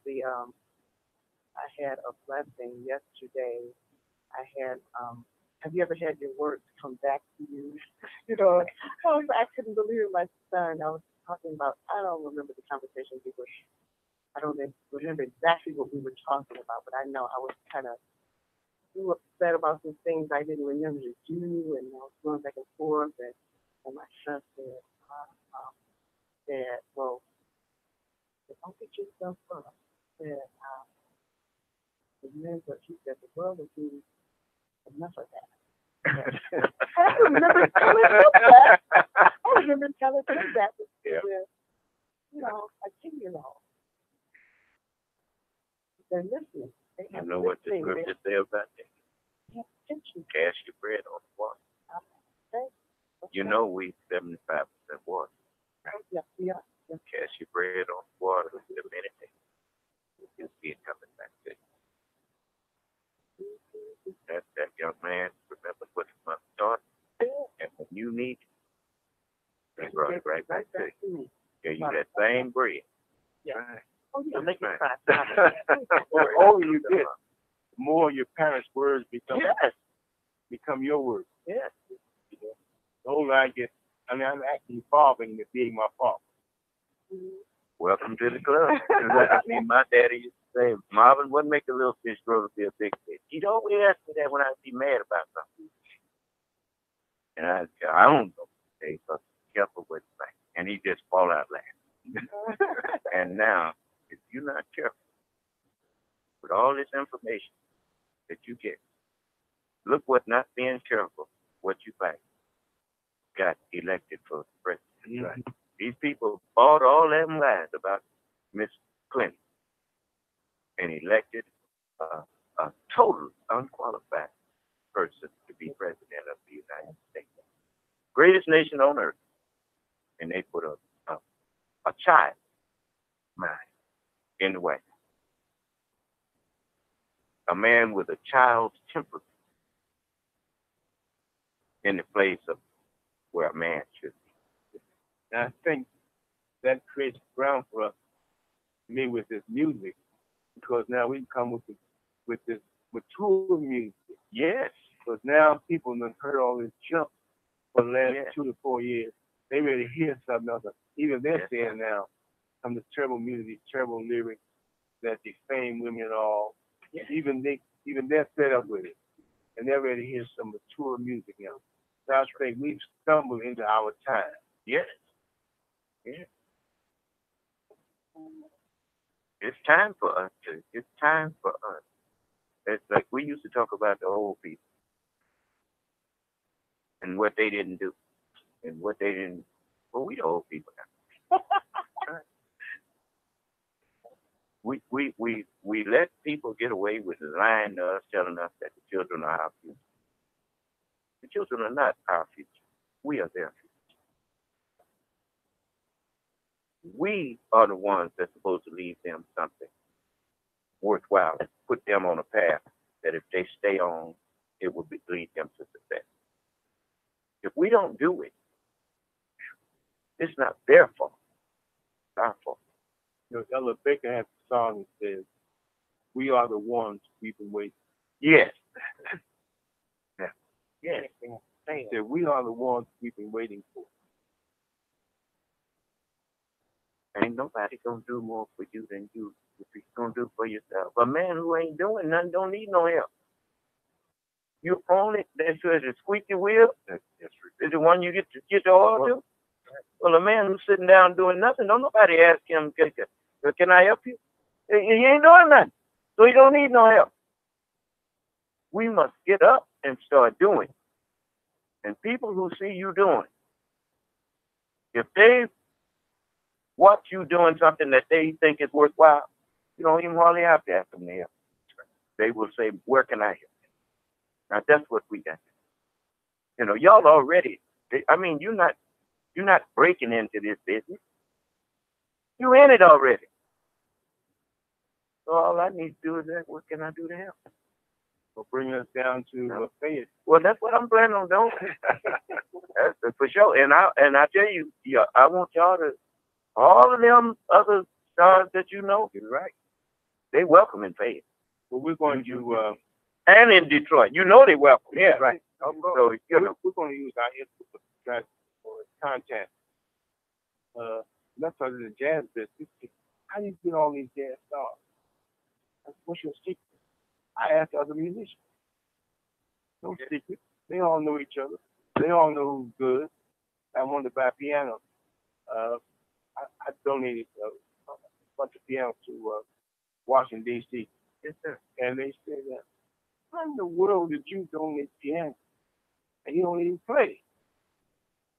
I said, "Well, I have a friend who's the bodyguard for Stevie Wonder."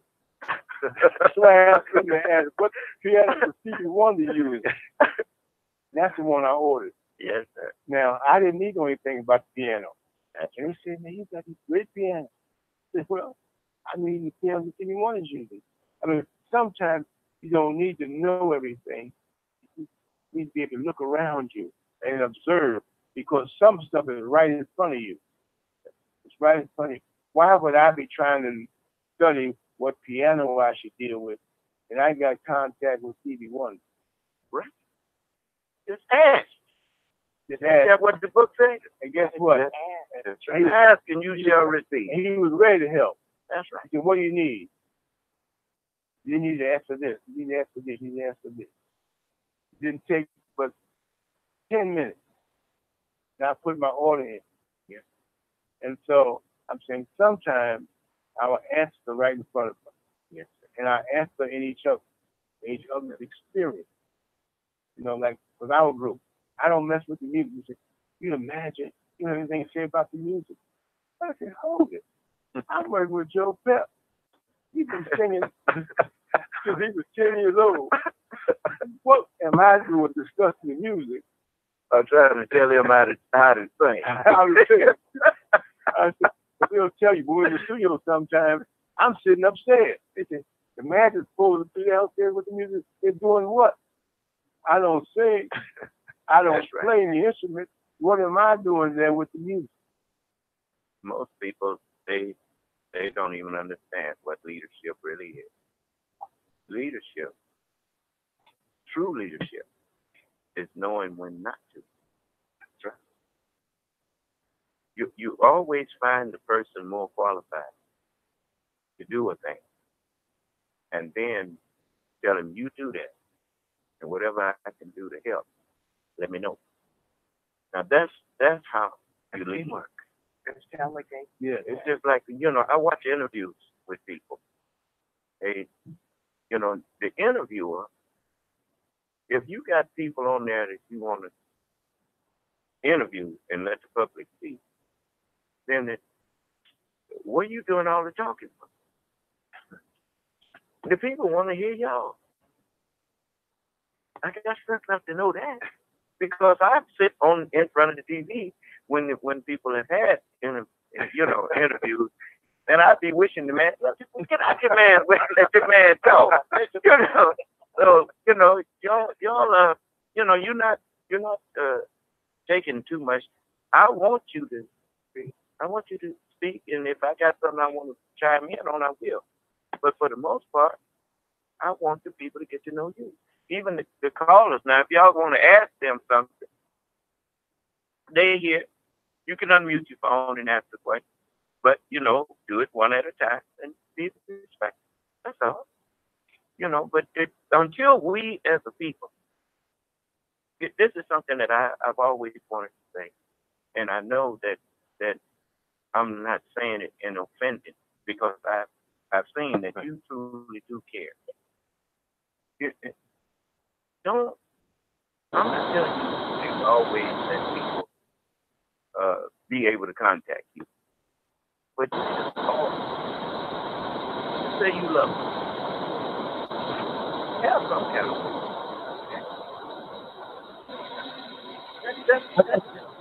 That's it. You can't give everybody the word. I know that. Not in the business. But, just like let them know you're going to be in and out of pay at certain point, where they can get to talk with you. But if it goes like we intend, our people going to see that we doing more than just talking. That's what. I sound like somebody wanted to say something. You got your phone off mute? I can't hear you. No, that's right. Hey, why link my last alarm? No, I just want to ask. You breaking up. Now what?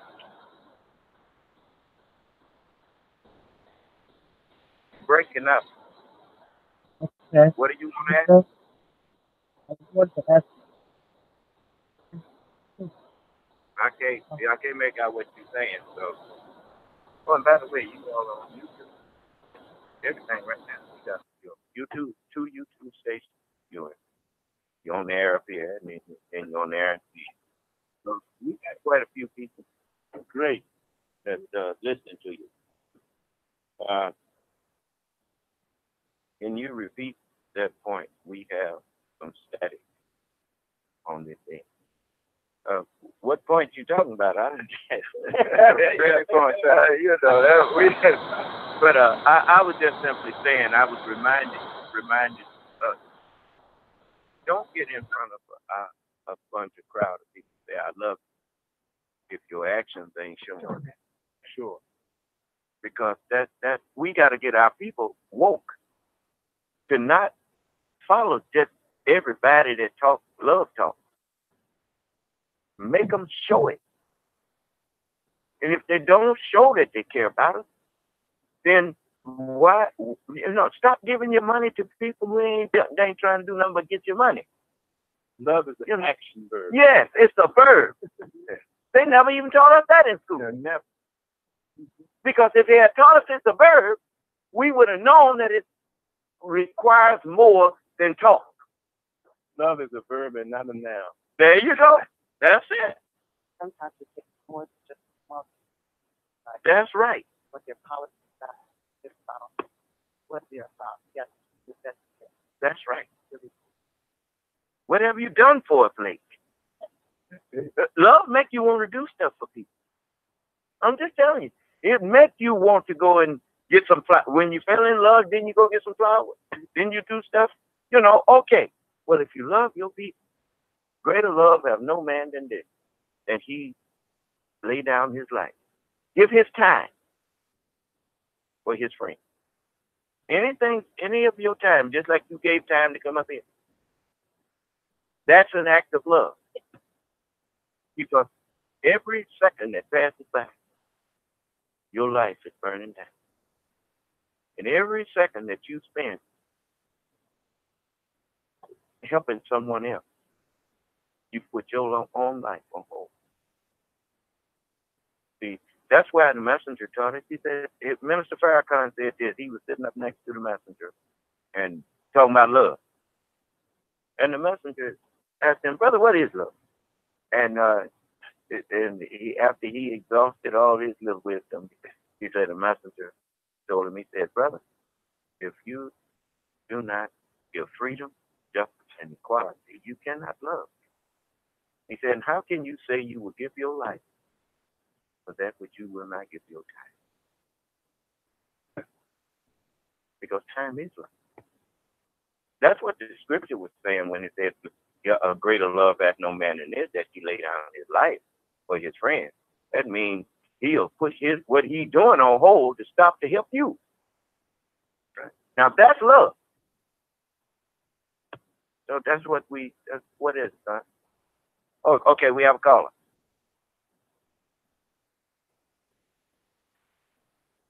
Please speak up. Turn his volume up. May Walenka Malai Salam.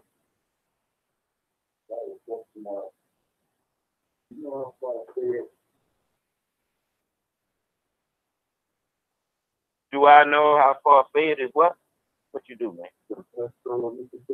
From Tuscaloosa? Tuscaloosa?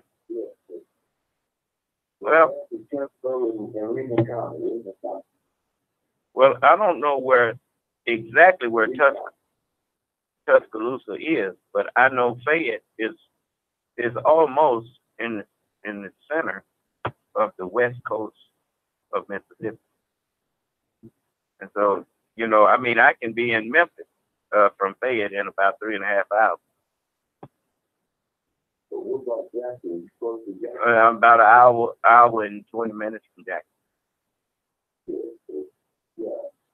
Montgomery is about an hour north of Jackson.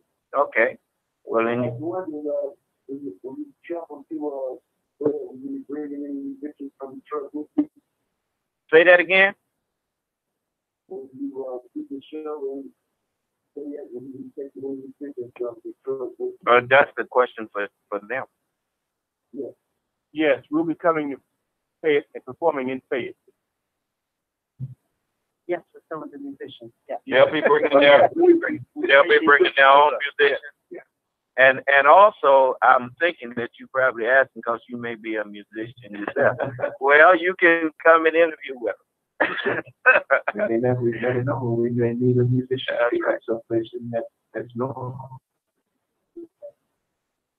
But you got a band up there? Well, brother, you're gonna be given a chance to meet up with a lot of people, not just the Undisputed Truth. There's a whole lot of them. They know us, and we have a website, and because sometimes what we do when we go places, we take a band in that area who knows our material, and we take them all. The website is called therealundisputedtruth.com. You can put your information there. You can get any kind of contact that we would need to do. We'll be able to hook up with them on that website. Therealundisputedtruth.com.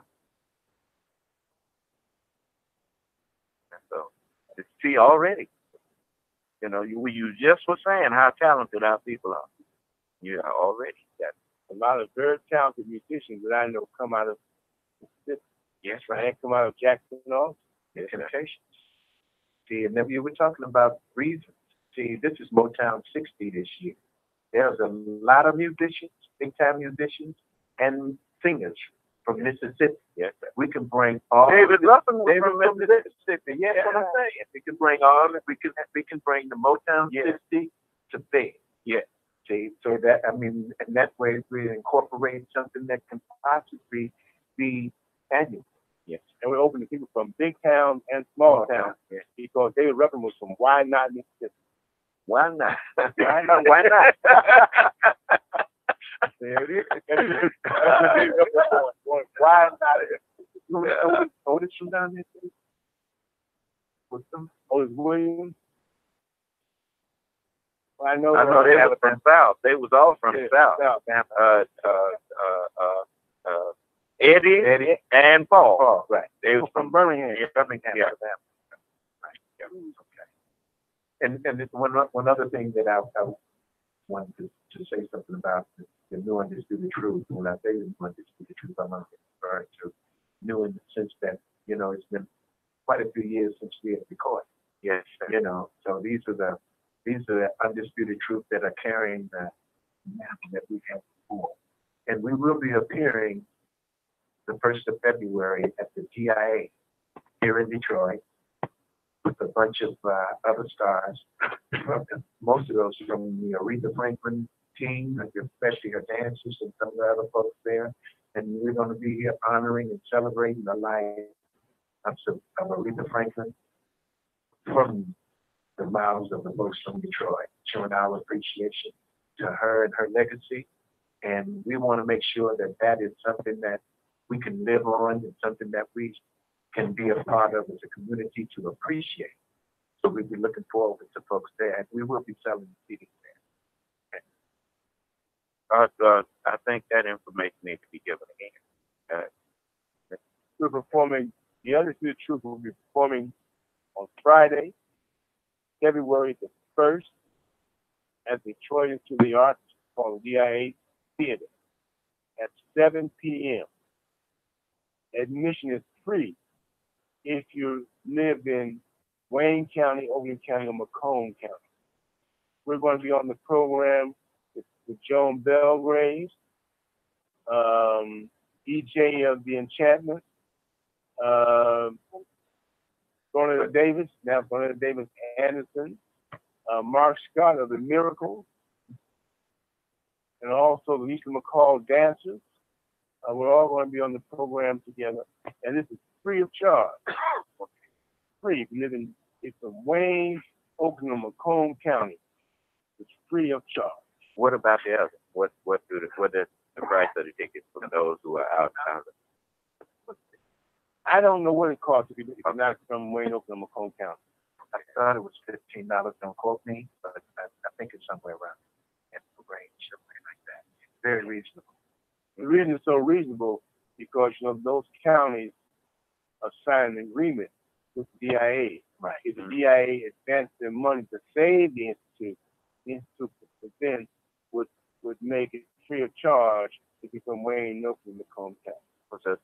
So it's actually those counties have paid already. Yeah. They paid already. So then let everybody understand that. Right. It ain't like like they're getting in for free. They paid theirs as a unit. They paid plenty ahead of time, and they stayed the 20 million. There wouldn't be any if they hadn't advanced that money. Yes, very good, very good. All great. Did we have another call? Yes. That's what I just got on him about. Don't you have something back there on it? Yeah, pull it up. Pull it up. Let's give him a little taste of it. Okay. All right. Because I know the CD's over here. Oh, and by the way, that was 4 hours. Somebody just texted me and told me it was 4 hours. 4 hours? From Tuscaloosa to Fayette. Wow. Both of them in Mississippi? Yeah. That's a long ride. That's almost the Texas ride. Well, from Dallas, it's about 7 hours. And in Atlanta, it's about 7 hours from Atlanta.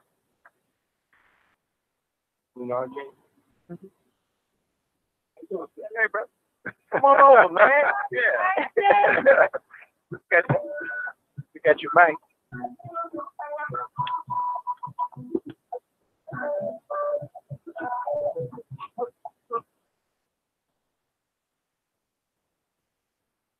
Give young some flowers.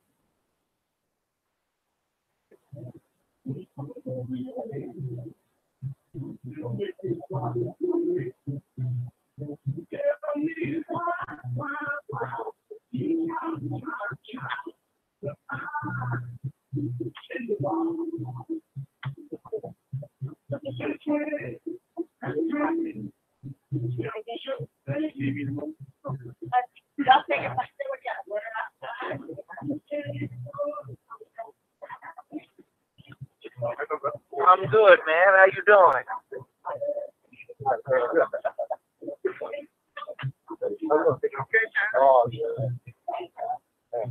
Okay, right. All right, now you got to tell me about this because I'm following you now.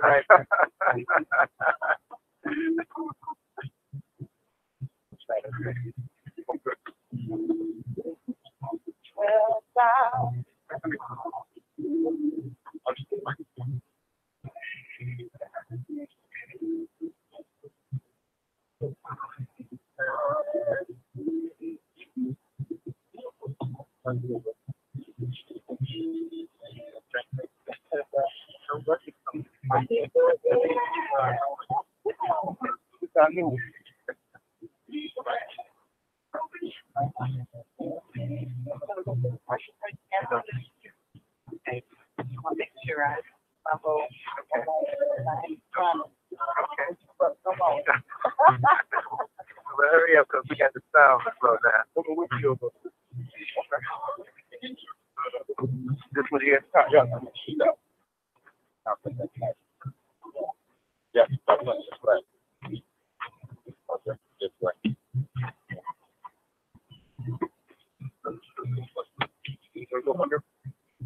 Yes, sir.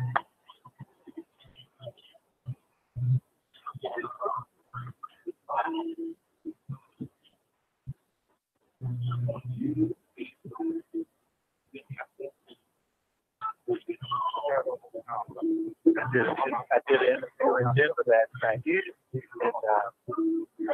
the video didn't sound so bad. I guess it was just the way it was coming through. And so, I was like,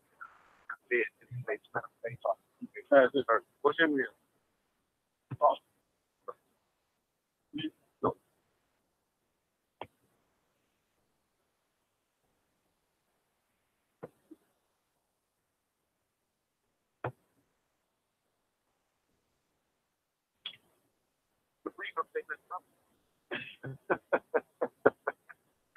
We ain't gonna bring the lawsuit now. Whatever they talk about, we ain't responsible for that. Yeah. Yeah, you know.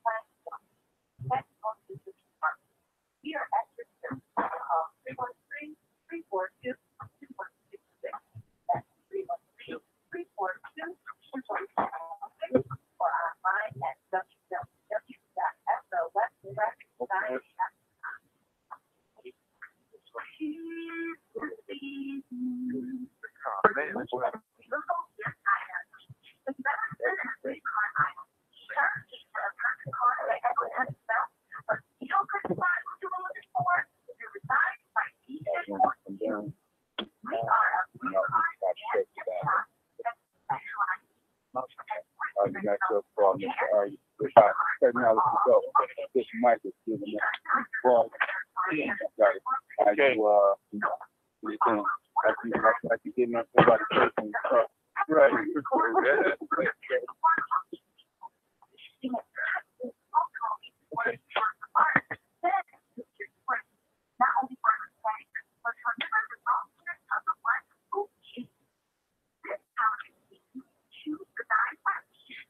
We on the upswing?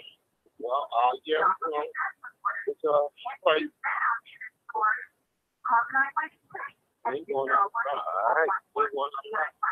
Okay. That's all we got. Okay. We all we got. That's right.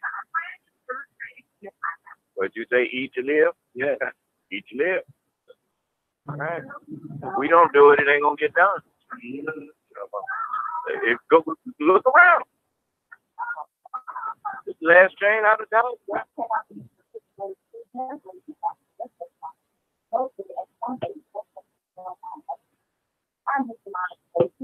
you know, that whole thing when I was young, one meal a day. One meal a day. That was mostly the maybe being food after for lunch. Yes. Now what was this thing? I thought about what was so unique about that. It's something genius. I was like, here people who didn't have much money. Normally they would have been complaining about one meal. Here's somebody and do that good. Rather than that, they do the bragging about having much. You can complain about it. Yeah, the guys like my cousin. Yeah, brother.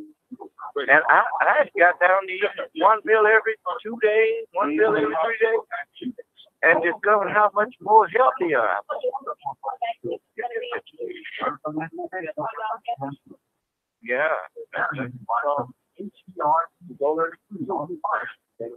Catch all of your babies. Don't miss it.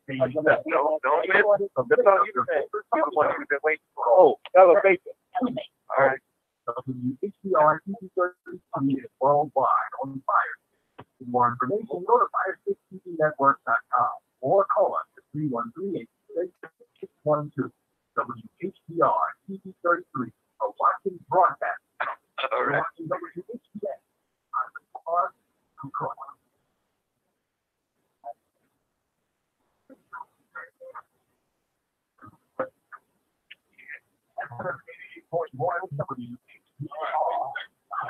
All right.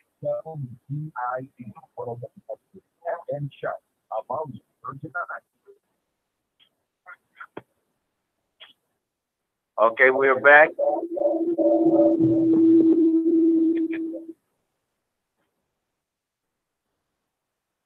We're back with the Undisputed Truth, and we also have been joined by the owner of the station, Mr. R.J. White.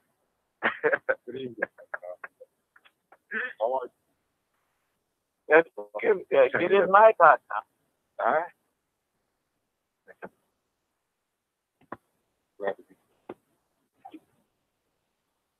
Turn this stuff away from me. You are partners to man. We gotta try to. Okay, I'm here. Right. Yeah. Okay. Glad to be here. I'm glad you showed up, man. I'm with her. Okay, we are. You know, man. So, you know, I had told him, I don't know if the mayor's still on the line, but I told him I was going to introduce you to him, you know. When in Fayette, yes, you know, so the people of, I've told a lot of the people that I know in Fayette that we've been doing some things up here in Detroit, and we want to hook up Detroit and Fayette, you know. So we are definitely. Now they think we serious, of course, you know. Mr. Watkins, you ain't been down there yet. Yes. You came once. Yes. Okay. Yeah. And we hope it to be Christmas at theater down there by the end of the year, and then we'll let you know in a couple of months in advance. Okay. So that we can all play it. You know, we want to.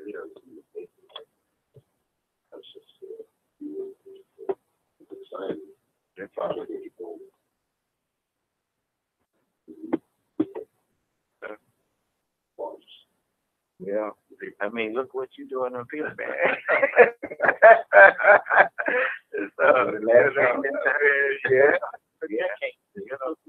Yeah. So we got. I mean, that's enough. I mean, not like not having nothing. You know, look how we just looked up. I mean, you're sitting here with with people that you only used to get see on television. And I'm sitting here with you. Yeah. I'm moving up, man. Yeah.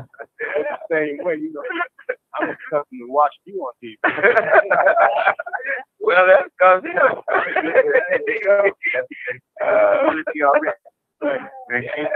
have we got supported yet. I mean, especially in Detroit. I mean, this guy is all he is done in Detroit. Yeah. You know, I mean, we got to respect ourselves. I was looking at some of his interviews, things that he used to do when he was younger. All right, I'm just talking about me. Yeah. I was looking at it. You know, they've been broadcasting some of us. And I said, that yeah. Yeah. You know, so you got some history. You got some history in this business. We don't have none of that. Yeah. Because we're so busy trying to find our identity through other means of this support people that we have. And this of what we have, you know, and honor what we have, respect what we have. We do so much farther along. That's right. That's what we have to do. Always, you know, try to get outside of ourselves. You know, have what you think we did, a staple. We need to support what we support the way we're supposed to. As I was saying, I think I mentioned a while back that I really adhere to. A lot of people here have some kind of feelings about those principles, which are principles that every respectful culture and society live by anyway. If we just do those things, you know, act on unity, you know, self-determination, we tell our story. We tell our story. That's right. You know, team of cooperative, collective work and responsibility. You know, you have this stuff that's running, but we all need support. That's right. We all need to support cooperative economics. That's right. If we work together, everybody can use it. If everybody gave $1, how much money? And all of those new folks. Yeah. And you know what? That's what you notice. PBS. It's, you know, Caucasian people have showed us the way. They support. They have public broadcasting that it supports. They support their people. They support networks that give them information. We should do the same. Right. I mean, this is all we got. You know, and I would say to all the artists in Detroit that recording and putting out their music and having the same problems that everybody's having, bring your music in. Yeah. You can't be a big star nowhere else. I've never looked to reach out past Detroit because Detroit is what pushes you to the next level. There's nobody else in this city, nowhere in this city except on the FM station, you know, or those little underground stations. I mean, network, internet stations. They're not. We don't bypass them at all. But we got a station right here with the ability to become mainstream. That's right. You know, that's right. We have to see those things with major eyes because I mean, if we can lift that up, that's going to lift us up. We just wanted to deal with hardship, which hardship exists all over the world. We also got to deal with the left. And also Roku. Yeah. So there's several platforms there. And they see us interested. Sell music like they can. They might look at us like but the internet is well. Yeah. After that, for the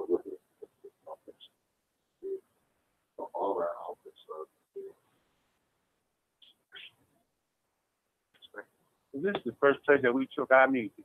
The song you just heard first came out. Mm-hmm. I'm the one first to live it. I brought it here myself. First place to live it. Yes. Well, I want you to know that just like you just told all of your other entertainers, the brothers and sisters that you know, I would like to interview them. And just all of them. Yeah. Just bring them. No problem. Because if we don't start talking to each other, how we gonna ever get together? Mm-hmm. We got to talk to one another, and we got to support this vehicle that made it possible for not just for us to meet, but for us to meet with the masses. Yeah, that's what mass media is. It's to connect us to each other, and so we got to keep this station here. But this group understands that. Yeah, the first thing, when we first cut, before we first cut the first tune, Joe told me that he's going to take this stuff out of head in the pit. And I brought her over to the office with the young lady. I said, we're going to have this one right now. We're in the studio producing it. We want you to have the first one, have this one. We took it first place we took. No place else had it. And we give it no place else yet until we release it sometime at all. You know, so we're waiting to release it broader nationally, citywide, but we brought it here first. Yes. As soon as it's ready, I'll be bringing it back over again. Yeah, we have to all things to have CD. 14th, right. We're working on it. So it's all in the plan. So we definitely know that we have to. Did we have any of you all that have questions or whatnot you want to ask? You were talking with professionals.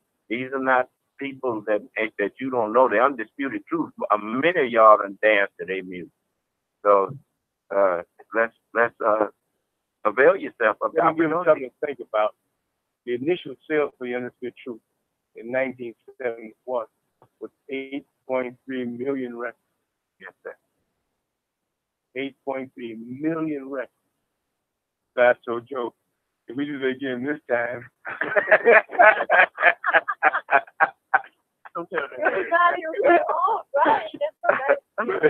Everybody be all right. That's right. We set a minimum goal of 250,000 in Detroit alone. That's right. Of course. That's right. I mean, that's the mindset. I mean, look at you. we playing the same game. I mean, you get it once, and I mean, every time I go by Jefferson, that studio, I be Mr. Archie Brown.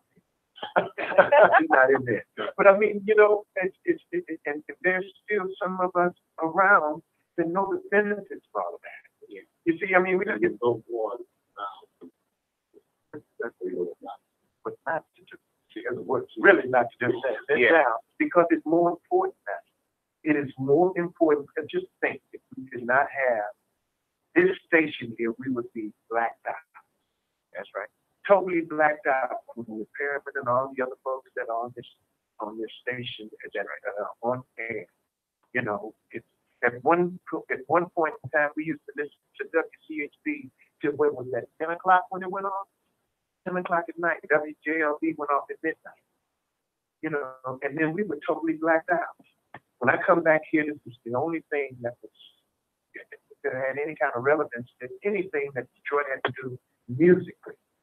You know, I mean, you can't pull RJ's efforts out of what he was doing at that particular time and not make that Motown leap like it did. You know, take those leaps out of there, and you know, telling our project would come. See, so right now we got a lot of talent here. A lot of folks here making records. Where you taking it? You know, you got to come here. You got to come. Henry Tyler has been here ever since from the GPR, and he used to be on the radio playing stuff. I see him at Northeastern reunion. I just had a demo disc and I slid into it and played it.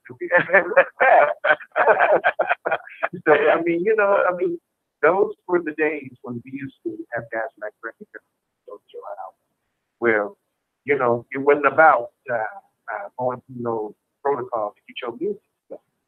See, but when they took that ability for us to be able to communicate with real DJs, real guys that were on the radio to make music to be reached in every community, and people had different things that they listened to, like the blues, jazz, gospel, but we were talking to ourselves. We had the coastal, we got all those songs. Yeah. See, so right now the weight is on us.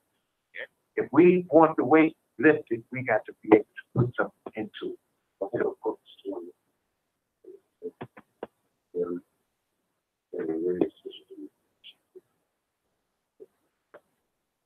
One, two,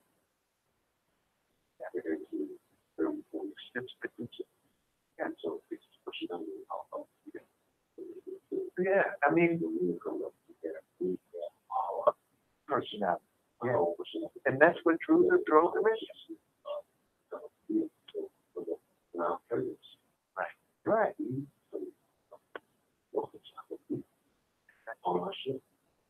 But when they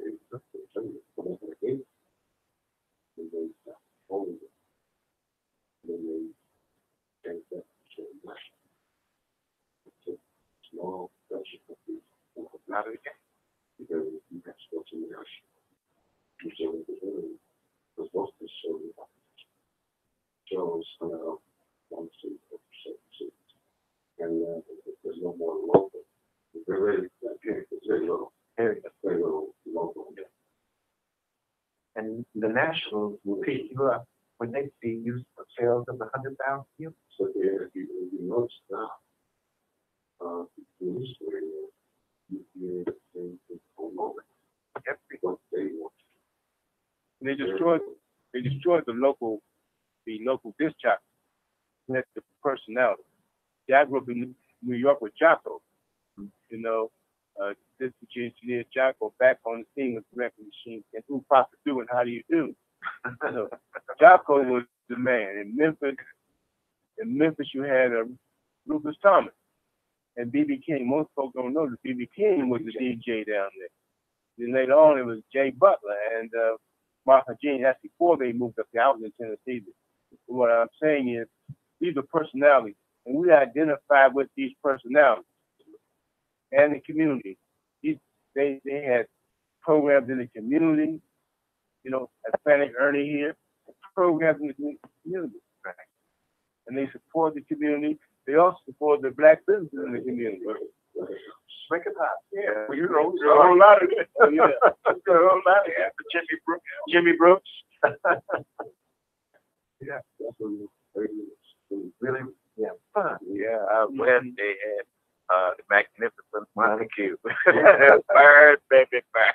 You know what? Those were personalities of ours. That's right. Yeah, whoop bad Jack. What is it? Oh, we got a call? Yes, what is it?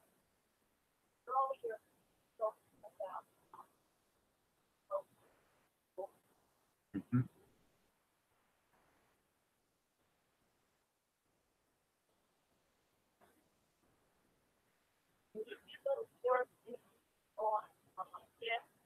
This is a studio, excuse me. This is a question in the studio, and by the answer, you'll probably be able to gather what the question is. Can you use my, well, you wouldn't like mine. What was the question? What is our opinion of cat?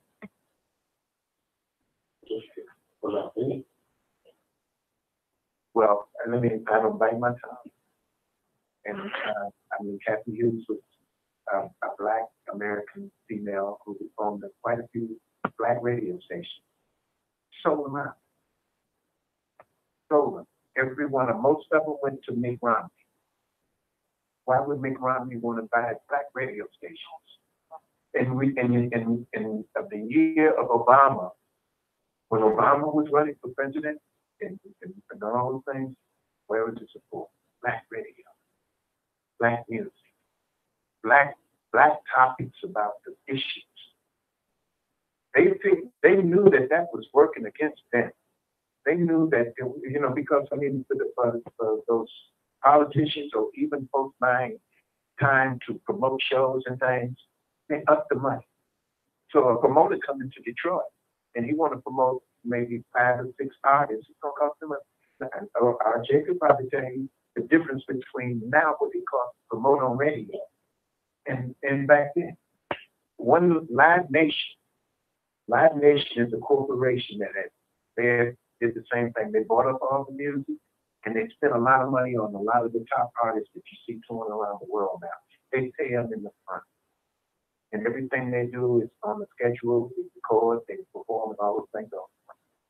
But Kathy Hughes, your initial question, I think that if all those radio stations were up to sell, why wasn't any black people buying?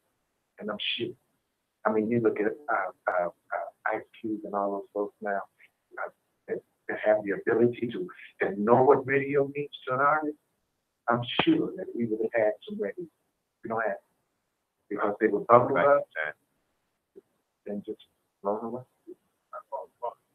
One thing before we go to the caller, the one thing that we missed out on is that yes, we have a lot of black people with money, but every one of them is an individual. So when it's easy to push you aside because you don't have no backup.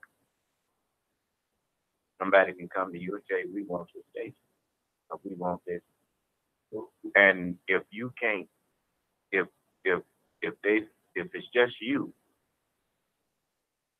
then what can you do? You as the old saying go, we make you offer you can't refuse. With us, it ain't gonna be like that. I'm seeing you coming up here selling a wolf ticket stuff. Yeah. You gotta buy it. You can't leave yours at home and come after mine. So if we respect each other, corporations respect cooperation.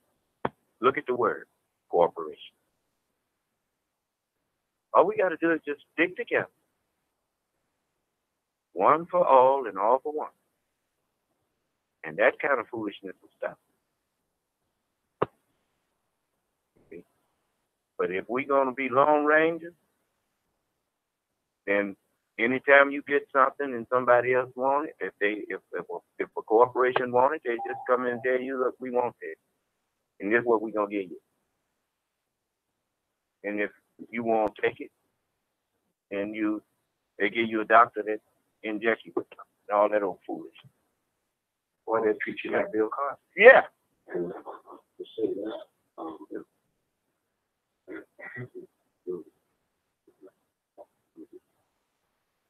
one don't know, one don't until they do that. There you go. And it reminds me when I got my lessons from my local community, I heard the word champion. Government champion, government champion. A champion means that you can obviously in one area, and teach another area, and champion the other. 20 years ago, Catherine was very easy.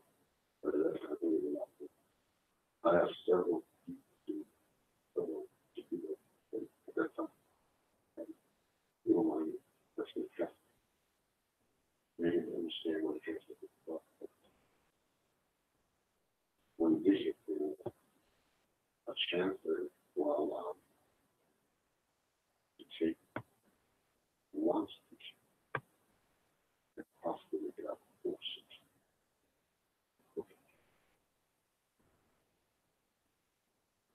With one thing. Got change in the freak.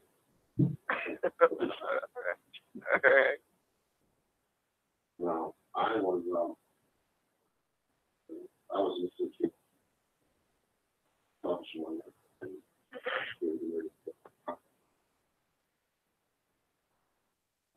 I called my guy to have a chance to, I said, I'm good. I don't want time.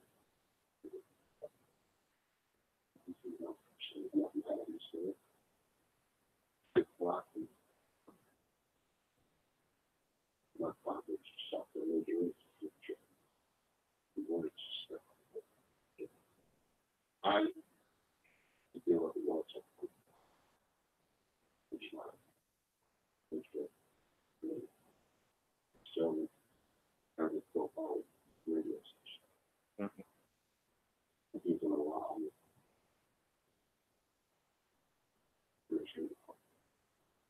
Gotcha. But at the time, it's changed. But I'm just saying, people don't know what we go through in the street. And I know things that I hear about things. And we don't have the money to move. But when you watch it, there's a lot of effort. The company is built up. So, I guess I'm not mad at any company with this. You have to regulate it. No chances to doing it. To my life wrong. And then you really keep it. Going up the grid. We stick it to it. Again, we need seats. Actually,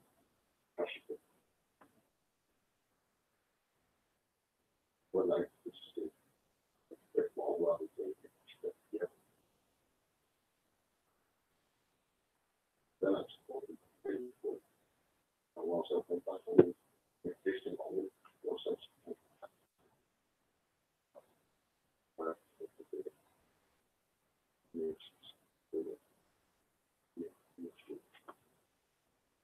But when they did, I really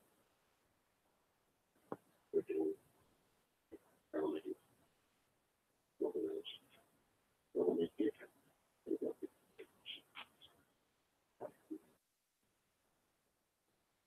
stuff. When they come in for a little situation, they'll come in for the interviews. They won't bring it up. Just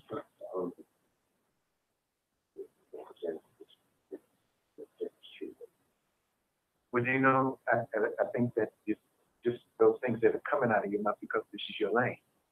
You know, I mean, we feel pressured from a lot of things because we don't get that kind of, you know, and no one is really, people are, the internet did not destroy the record business. Okay? But if people understand, first of all, that the internet in the United States was pushed further than any place else in the world. We're the only country in the world where there's no walk-in places where you can go and buy records like it used to be. In other words, there were no franchise record stores. Like, you know, we have record stores, Tower Records and all those record stores because that's how you sold. But if you put your music out in Europe, they still do the same thing that we used to do. So it makes you wonder, well, why would you do that here? And you know, we already had it set up for everybody to be a participant. But you see, the records that you're hearing mostly on major record stations that come straight out and on the record, they belong to corporations. They can afford to say that. I agree with you. I think the internet is really totally changed it. Straight change, upset. The record it's different from what I knew. I mean, they used to find me all over the United States. Because what else would we show? Right.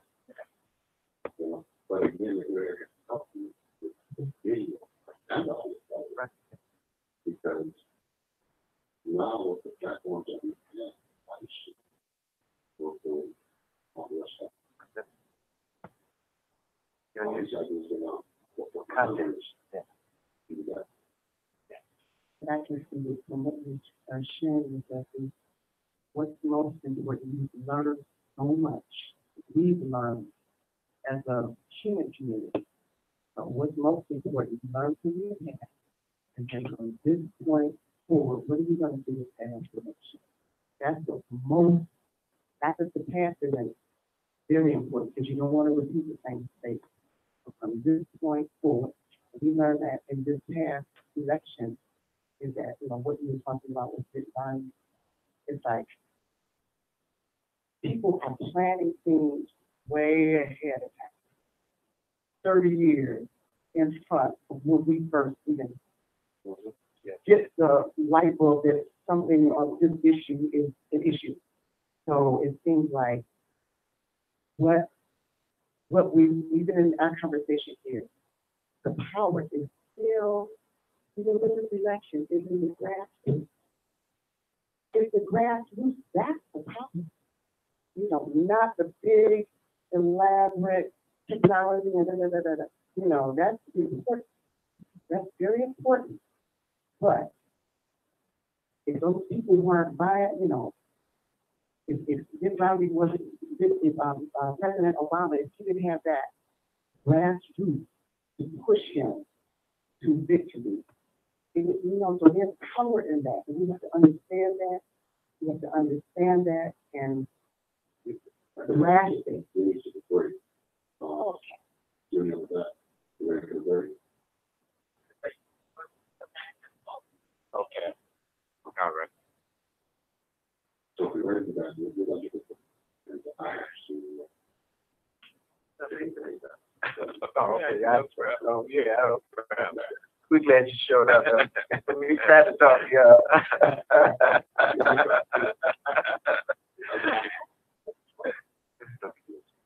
Okay, great. We got the door, so then special solution. That's this.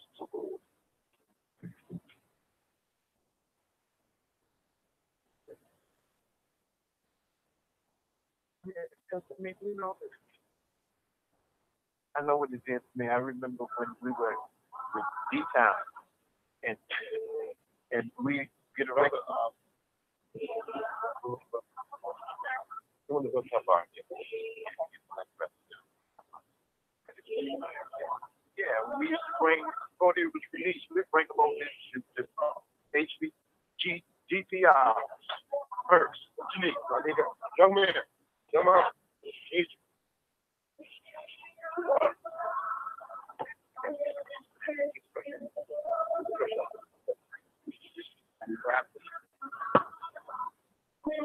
Step live, bro.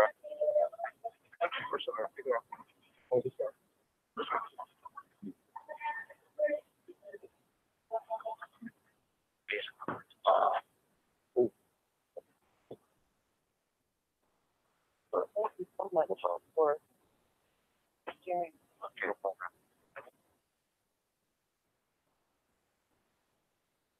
All right, Jay, you going home, man. Okay. You want to keep push off the left. You're watching WHPS on Arc Detroit.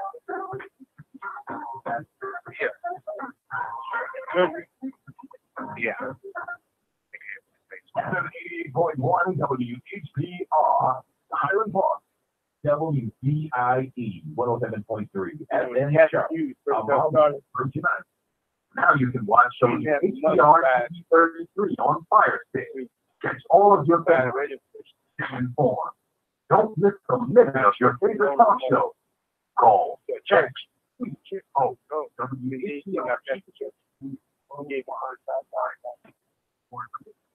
Then she got in, she got paid.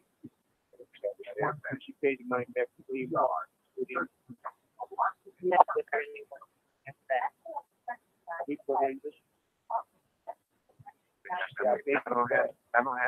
have no respect for her. You know, people say, look, if you got all those black radio stations, somebody's trying to buy them. I think that you should talk to some of us first, because a radio station to us is our, it's a freedom. You know, even if you were scared to do it publicly, yeah, you could. You got people private. Right. I mean, she could have just said, "Hey, look, they crowded me. I need something." Yes, sir. Back home. Are you back? Yeah. That's last laptop. Got one father. Okay, we're gonna do the caller first, right? Okay. Got people waiting. Okay. Yeah, we gotta get them on. Yeah. That's right. Okay, we have a caller that's been waiting. And caller, you're on the air. A caller, you can call back. And they just brought me an announcement. They want me to announce that we have on the 24th of February, the New Nation of Islam will have Savior's Day 2019 right here at the Virgin Islands studio. And I am personally inviting the viewers and listeners to attend Savior's Day with us and see the new studio at the same time. And so this year we're going to have Savior's Day right here at 160 Victory. And so y'all come on out. And if y'all can make it, I want y'all. Now, caller, you can call back. And we are on the air with Undisputed Truth. And we have time for you to come in, to talk to our guests. These are our brothers and sisters. And they have graciously consented to an interview with us and then sit down and just talk to us. And you see, I told you we wouldn't rush you off. I remember I had an interview with Billy Powell before the evening. I really enjoyed that. And, it's nice to be able to talk to those of our people that, I would never have thought that I'd been sitting here talking. Right. But this station, to show you the importance of our people owning something. And the owner of the station, he's not even in the best of health right now because he got issues that he got to have operations. He came up to be a part of it. Yeah. Just to, how many places can you go, mass media, and talk to the owners? Just rub elbows with people who you normally would just see as celebrities, and that's it. None. Right. You mentioned Billy Paul. I gave a party at my house with Billy Paul and his wife. Mm-hmm. Billy Paul, most folks don't know, was in the civil rights movement up in the South. Yes, sir. And then he went to Philadelphia and fought with Gamble and Huff. But he was a wonderful guy. The whole family, he and his wife was wonderful. He chose his music very carefully. He didn't just sing anything you put in front of him. That's right. And so, I think we have a lot of people in the business who will probably do otherwise. Well, you done seen it. Yeah. I mean, if it's money in it, they just do it. Yeah. And they don't care what effect it makes. But what's the singer? Her name is Fayette. The one who now, she did she sung for Donald Trump. What's her name? Fayette.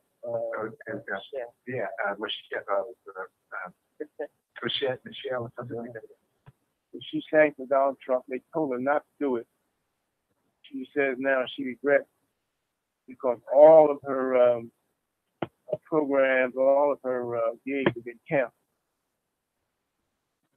People don't want to hear from her, don't want to see her, nothing.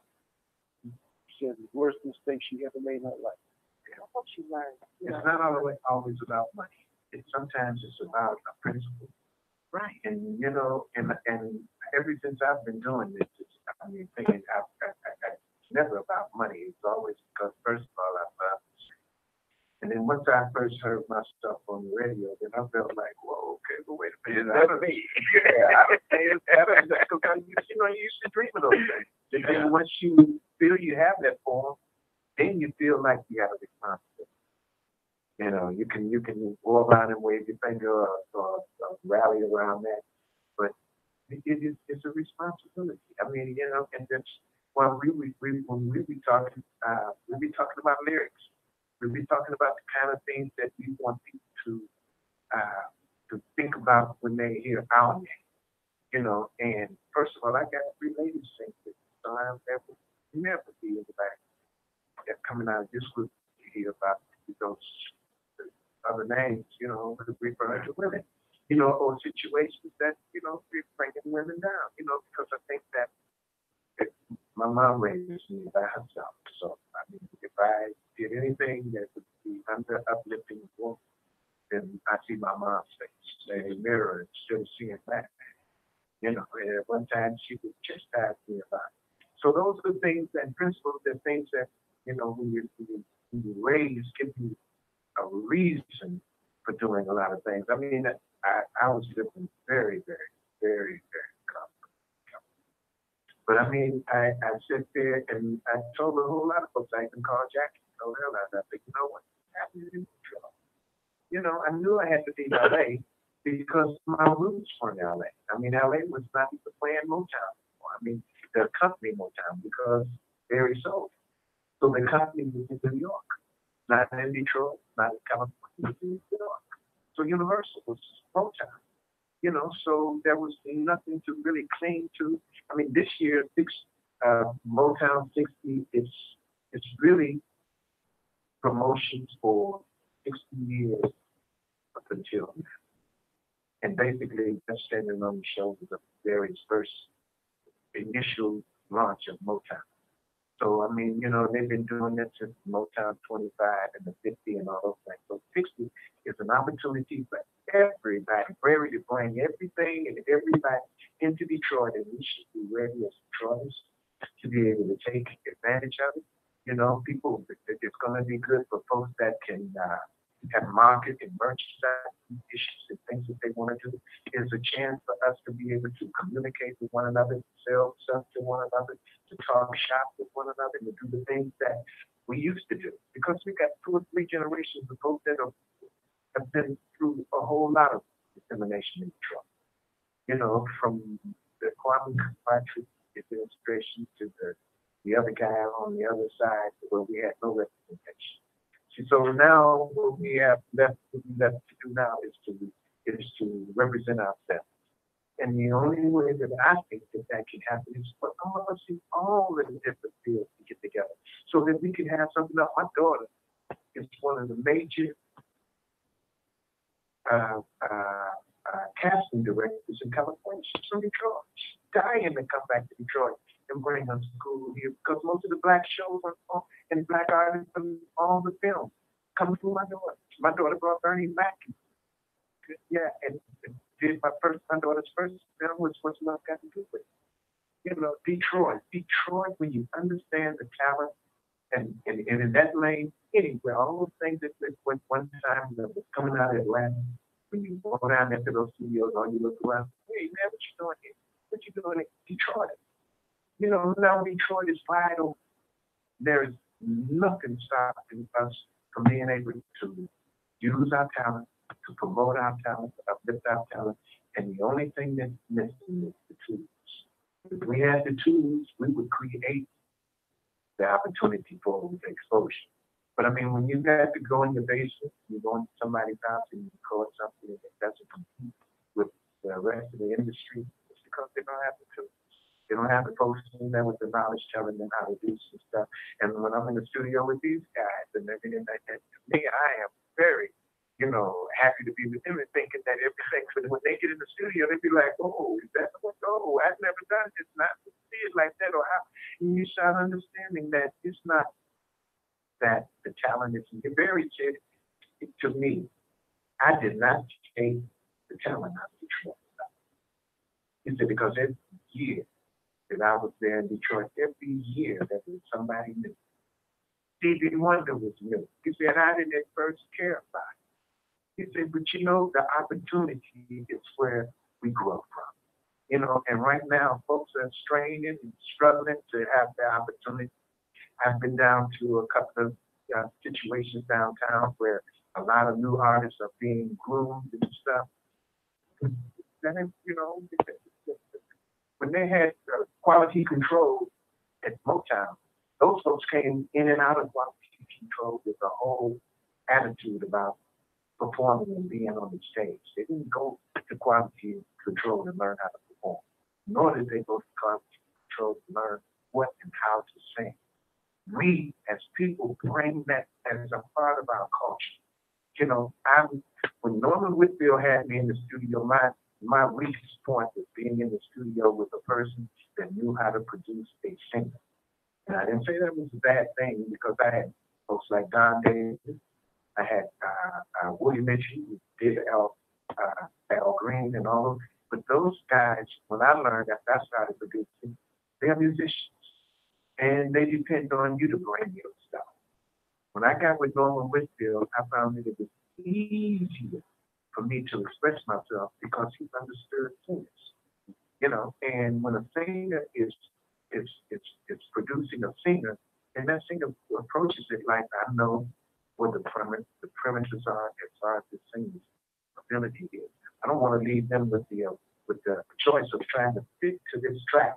If anybody heard Smiling Faces before, had heard Smiling Faces before, it was Smiling Faces, just the music. I heard the music and I knew that I was saying Smiling Faces to that. But I had made the mistake of listening to the Temptations version. But when I heard that music, I was like, I sat down and I said, how am I going to do that? You'd have to take my version of Smiling Faces and just go and just listen to the music. And then go listen to the Temptations music, which was already saying this is what the song is supposed to be like and about. Norman didn't want that, and he expressed that to me from a singer's point of view. He said, I want to make this a message song. I would sing. When I listen to that, it can't explode. Come on now, I'm saying it. So, I want to say to the ladies in the room, to say what he said to me, after the night before, he said, don't listen to the Temptations. I don't want you to be hurt. I don't want you to listen to nobody else because it's going. So we went in the studio, and the first thing I did was that, smiling face. It talks about a guy that he said, okay, can you make the expression? Give me a cherry button. I was messed up because I'm listening to Eddie Kendrick. That is upside down. So I'm listening to the video, but it wasn't about how to tell the story. See, so my version of Smiling Faces is set to tell you the story in the simplest way. And not the Temptation Scene version, but to make it express as a message. And you just said that I did an interview night before last with a guy that I did some business with in Denver before. And he was on the radio saying the same thing that you were saying about Smiling Faces. He said, and I say it all these years over and over again, and I know it. But when they be saying it, it's like the attitude with Donald Trump. I feel like, am I the only one here? What's going on? I've been raised in the United States for all my life, where they were vilifying Russia. So what's happening? Like, everybody sitting around, not nobody saying nothing. You just bring your enemy in the house and say whatever you want to do, and tell your own brothers they can't come in there.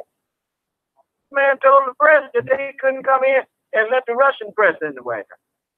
I said, boy, this is good. We got to call. Okay. Yes, call.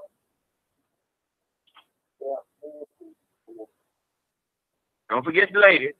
All right.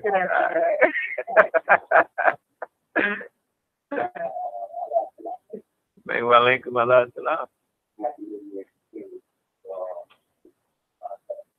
You too, brother. Yes, sir. I'd like to ask you about this week that I had about the house UFO being I was wondering what we spoke about it and if the two about it that one that you have insight on it at that time or Now, let me tell you about the album covers of the first Undisputed Truth series when Norman Whitfield was making all the decisions. I mean, we okayed a lot of things. When he made decisions, like we were speaking today, that's why I bring that with me. You know, we got to live with it. And he was bringing those ideas to us. And when you look at that album and you see all those so-called devil words, devil aliens, and all those things, Norman Whitfield would always say, "Who told you that? Why does the devil look like that? How come it don't look like something?" My grandmother used to say, "Boy, you got the devil in you. I didn't look like none of that." So where did all these other things come from? And saying the devil looked like this, and he got horns, and his face started doing it, and he said, "But I'm gonna put these things up there in front of these emblems up there, because what he was saying was upside down. In other words, when we were being beamed from space, see, we weren't beings from space. I mean, what you have to understand, and what Norman was coming from then, is like everything on this earth as far as human society is concerned came from black folks. We weren't beings from nobody. See, so when you don't look deep, you know, and listen deep to, just like he was talking about a message from a black man. When I first heard that song, I was like, "Oh, it's the power to say that on the radio." You know, no matter how hard you try, you can't stop any of that because the door was open. You know, and if James Brown said it, open the door, I get it after. You know, so they have to do a lot of different things to keep us off our own message. I mean, we're singing about things and talking about things. When I hear people say, "What you think about that?" Nothing. You know, and I'm not a hater. I love my artists. I love black people who perform and sing and try to perform. But when you do it just for money, then you subject to just the credentials or the agony or the hate that you get, you know, coming at you because you have to have a purpose. You know, and when you got that platform, a lot of folks like me sitting in your life. A lot of folks don't know what's happening on the other side of the real record business. There's so many stories out about Motown. But folks have to remember Motown became huge. They had Michael Jackson. Yeah. And everybody. That was black. That's right. So they made mistakes. We made mistakes, which was called human nature, because when we put that many people together and 25 of them will become millionaires, you know, then you got a whole echelon of folks with a different game. And some folks forget where they came from. Some folks remember where they came from and are still out there today beating that same bush. I followed those folks. I didn't follow the folks that made all the money. I mean, I worked with a lot of them. I made a lot of money. I did a lot of stuff and paid a lot of bills to keep that money coming. You know, so it wasn't like you make that money and you stick it in your pocket because they come and get it. They're going to let you make a lot of money. You know, so we realized and figured out like what we're doing now. We will not do this as a hobby, so we're going to do this as a business. And the first priority, our first initiative now making the music is to have something to say. If it's not something that is important to us as a people, let it be something that we can entertain ourselves on and don't worry about somebody else repeating and singing and listening to it. It can be played. And embarrassed. Embarrassed, yes. Right.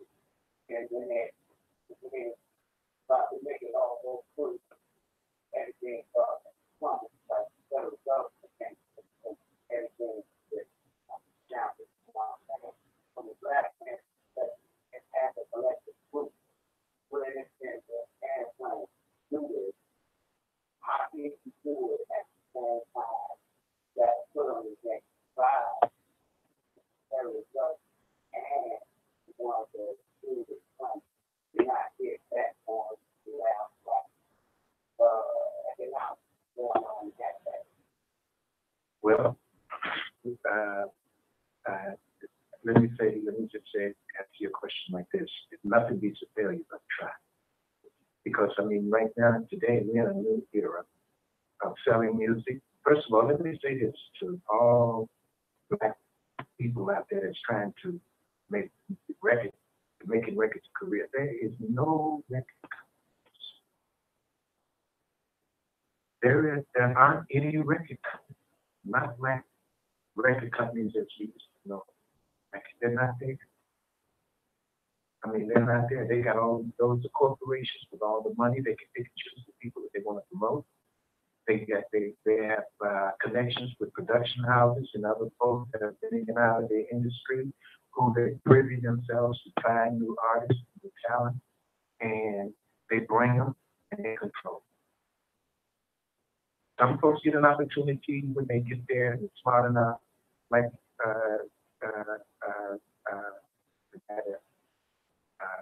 going with Rihanna. Chris Brown, just, you know, they announced that he owns all his masters, but he made enough money to be able to demand that because he don't really need a record company. Prince did that. Prince did, well, Prince was forced to. Michael did too. Michael was big enough to. Stevie did it a second after Ray Charles. Ray Charles said, you know, you need to own your stuff.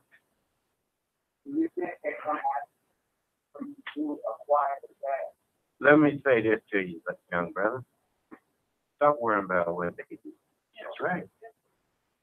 Let them come. I mean, you know, what's going to happen, going to happen. I'm not sitting up worrying about who's going to come, what white people and nobody else going to do to me. For me, doing what I know is right. You know, do you know, music ain't something that's new to us, brother. That business, David, who was a prophet, was called the chief musician. If you read Psalms, you could add music to most of them things. Look at the Song of Solomon. You know, I mean, the music is just that has been with us for a long, long time. Matter of fact, you can go back in time and don't find music with us. Okay? So, you know, when you're doing what you know is right, don't worry about who's going to try to stop you. Because if you're doing what's right, God is with you all the time. And they can't stop him. If God want to bless me, what I got to worry about what you planted on? You got to worry about it on no, but nobody gonna do it. It's time. All right. So, you know, concentrate on them. Let's just worry about us. Yeah. Don't worry about what they gonna do. That's what we talked about when we did this. We said we don't have no radio. Are we gonna invest this kind of money in it? Come on. If we got to invest it in just think. When I recorded Smiling Face, my royalty percentage, I got 3 pennies every time somebody told me that. Imagine. You don't know. I'm sorry. Go ahead. Okay. We had to say it. Okay. We had to say it.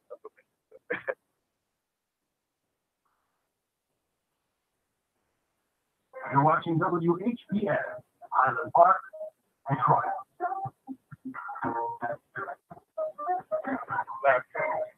Okay. 88.1 WHBN.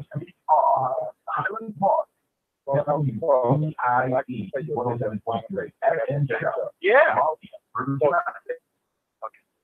Tis the season for unique and beautiful gifts ideas.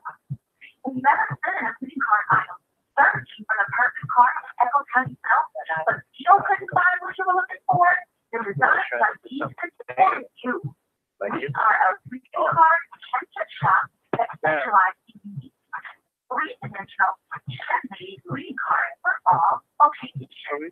These are not your standard cards that are like grocery stuff. No, we offer one-of-a-kind keepsake items that will make excellent decor items for your mantle or coffee table. The enticing sculptural beauty of one of these works of art begs to be embraced, not only for aesthetics, but to remember the thoughtfulness of the ones who gave it. This holiday season, choose designs by me for Oliver and Mickey. We also take custom orders. And choose now. Contact with 451-451-91. Representative Request at www.designsbyme.com. Also, check out our friends. Over there in the other studio, Virgin Island studio. Yeah, they're gonna have to show you around. Yeah, big, yeah. Oh, WCCR worldwide on fire. More information, go to We need to stop giving out publicly to people who ain't giving us back.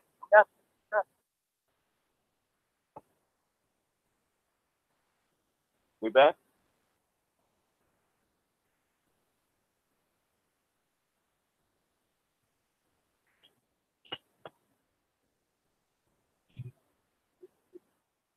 Give us a little volume there, bro. Give us a little volume.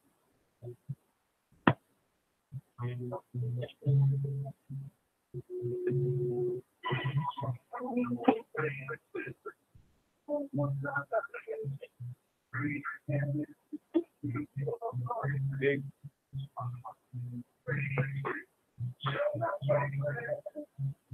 We'll let it down and turn one up there.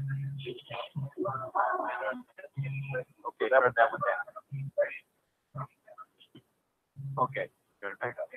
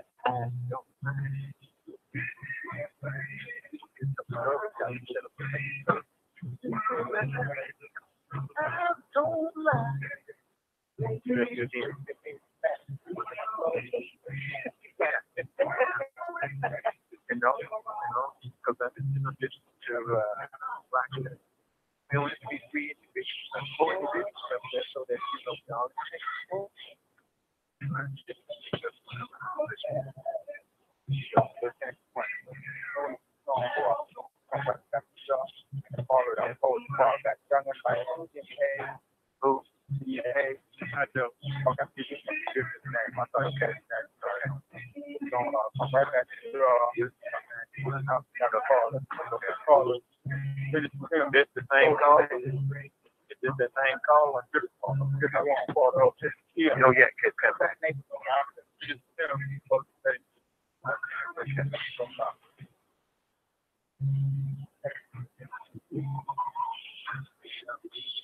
there's a lot of things that they want to talk about. Yeah, that we don't need to be talking about them. That's what right. Yeah. I mean, you ever been in a fight and got hit in the stomach or something and then said, I was really hurt. Did you do that? Why you keep telling me where they hurt you? You don't ever tell people where they hurt you at. We got to learn that. See, so, you know, I mean, Homework and up. right.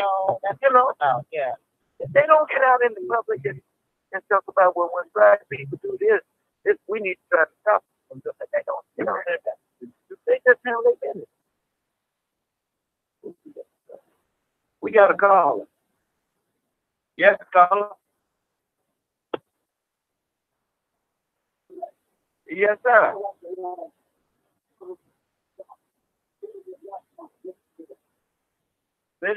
Wait a minute. Who you asking?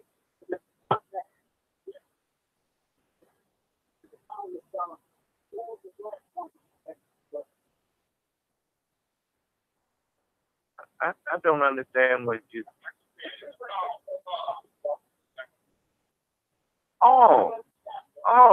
When he's talking about when it was talking about the my skin is black upon me. Well, actually, Solomon was letting you know that he's black man. You know, yeah, all them people's black.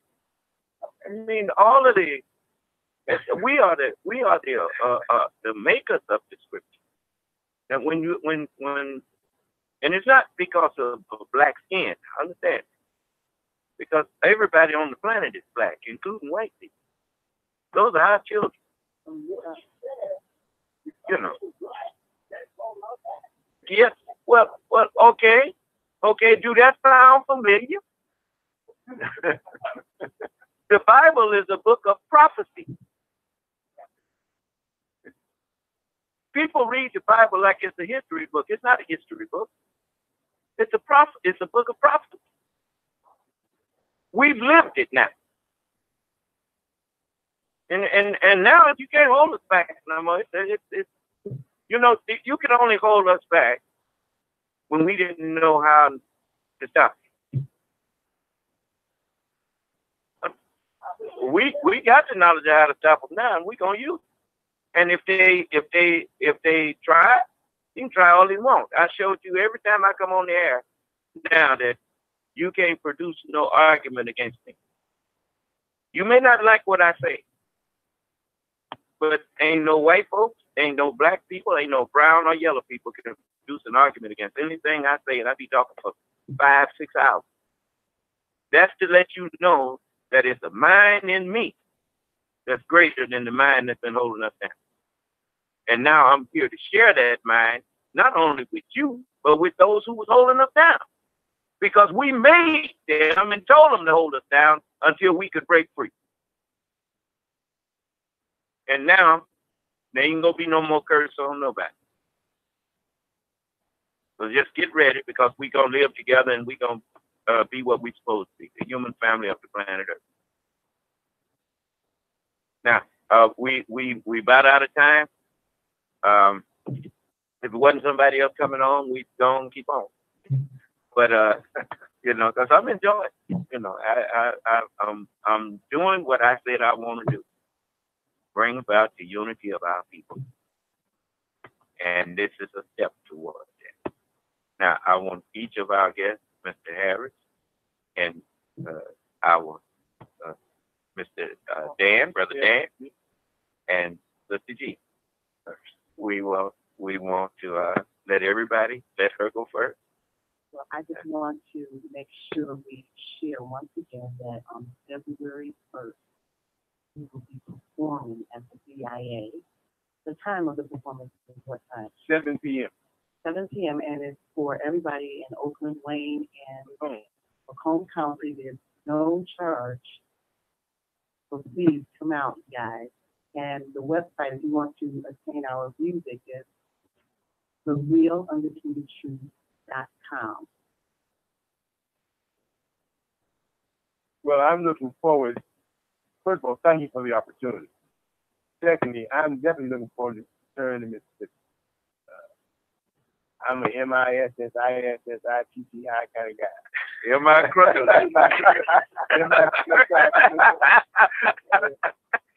So I'm ready to return. I've got tons of friends. I know all my civil rights friends will be coming out, shopping out there. And I'll be looking forward to, I know it's going to be something very, very special.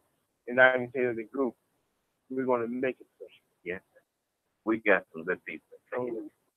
You'll see. Well, I would just like to say that this is a pleasure. You know, it's always a pleasure when you come in here. Yes, sir, bro. Go down for you. Yes, sir. So, you know, and I say that because it's always a pleasure to be with good people. And the good people in us, you know, you're always in a room where you always feel loved.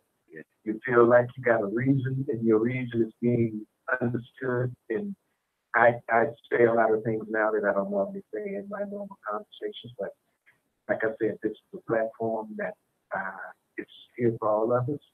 I'm not biting my tongue about anything. I try to tell it as correctly as I know it. And just like I was saying before to the young brother, there is no record company. Let us understand that. And those folks that are being picked that you're listening to, you know, I can't tell you how they got to those places. Somebody evidently knows somebody, and that's always been the crux of the record business more sometimes. But until then, and the young brother that was trying to be afraid of to make music and worry about how he was going to do what he was going to do, just make music. You know, and this is 2019. The world is changing. And if we don't change with it, don't get left. We have to wake up this year, especially here in Detroit. I mean, I fight for the strength to be able to come up with the knowledge, to be able to pass things along to help us for what's happening to us today. You know, and I don't say that downtrodden. I say it because I've been through the bad. I know how they operate. I know how things operate, and I'm fighting very hard for us to be able to have an independence and be able to operate on our own stuff. Well, I want to thank our guests for coming, and not as just as guests, but as our brothers. And I want to say that it was just an oversight on my part, that I'm glad it came to my remembrance. There's a thing, Kim Fayette, United Mississippi Bank. And a lot of what we doing, they had been there, we would be. And we always want to give credit to people who helped us. Even the Jefferson Bank, they've moved one of their offices out of Fayette. But I had good experience with both of those things.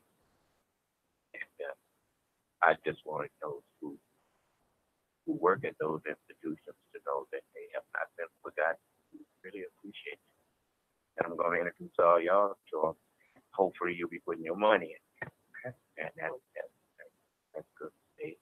These are people. I know Mr. Big Lane, I met him. He's an owner.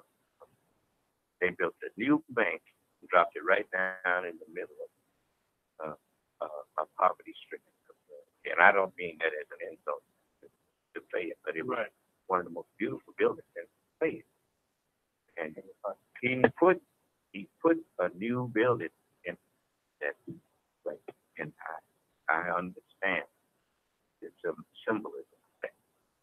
That's giving something back to the community that thanks me. Don't forget you. So y'all just bring all of the entertainers you know, all of the professionals that you know, and we make room for them, Faith. Joe, we'll support what you do. We're ready. Okay. And thank all of you all for listening. And we'll do this in the very near future. Anytime you say. And we'll have everybody here next time. Okay. All right. Oh, the Motown review, the Motown 60, when is it? It's going to be the whole year is the 60th anniversary of Motown. Okay. I'm sure they're planning things for the summer, basically around the December.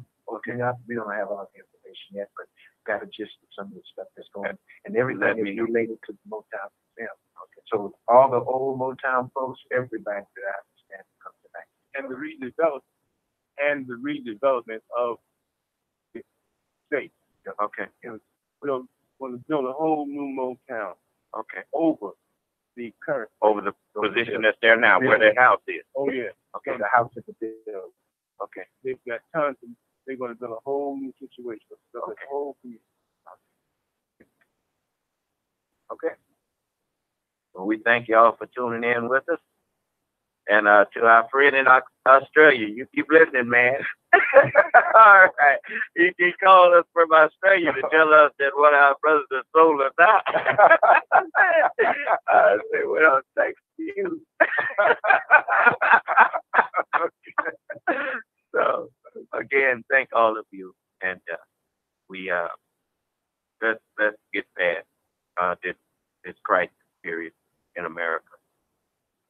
We sick right now, and, but you know we came through greater problems, and we can do it again. America has friends that should not let one bad apple mess up a friendship that has spanned decades. So, you know, they trying to undo the relationship between America and England and all of our allies and whatnot. That ain't gonna happen. So, you know, it's stronger than so our prayers are with you and our hopes are with you. And we're glad for people that are patriots at the FBI that's doing what they do. So, may Allah's peace and blessing be upon all. Upon you. May Allah like them.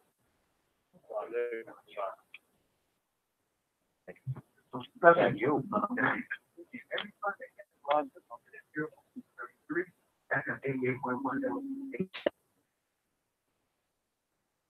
Your conference recording has stopped.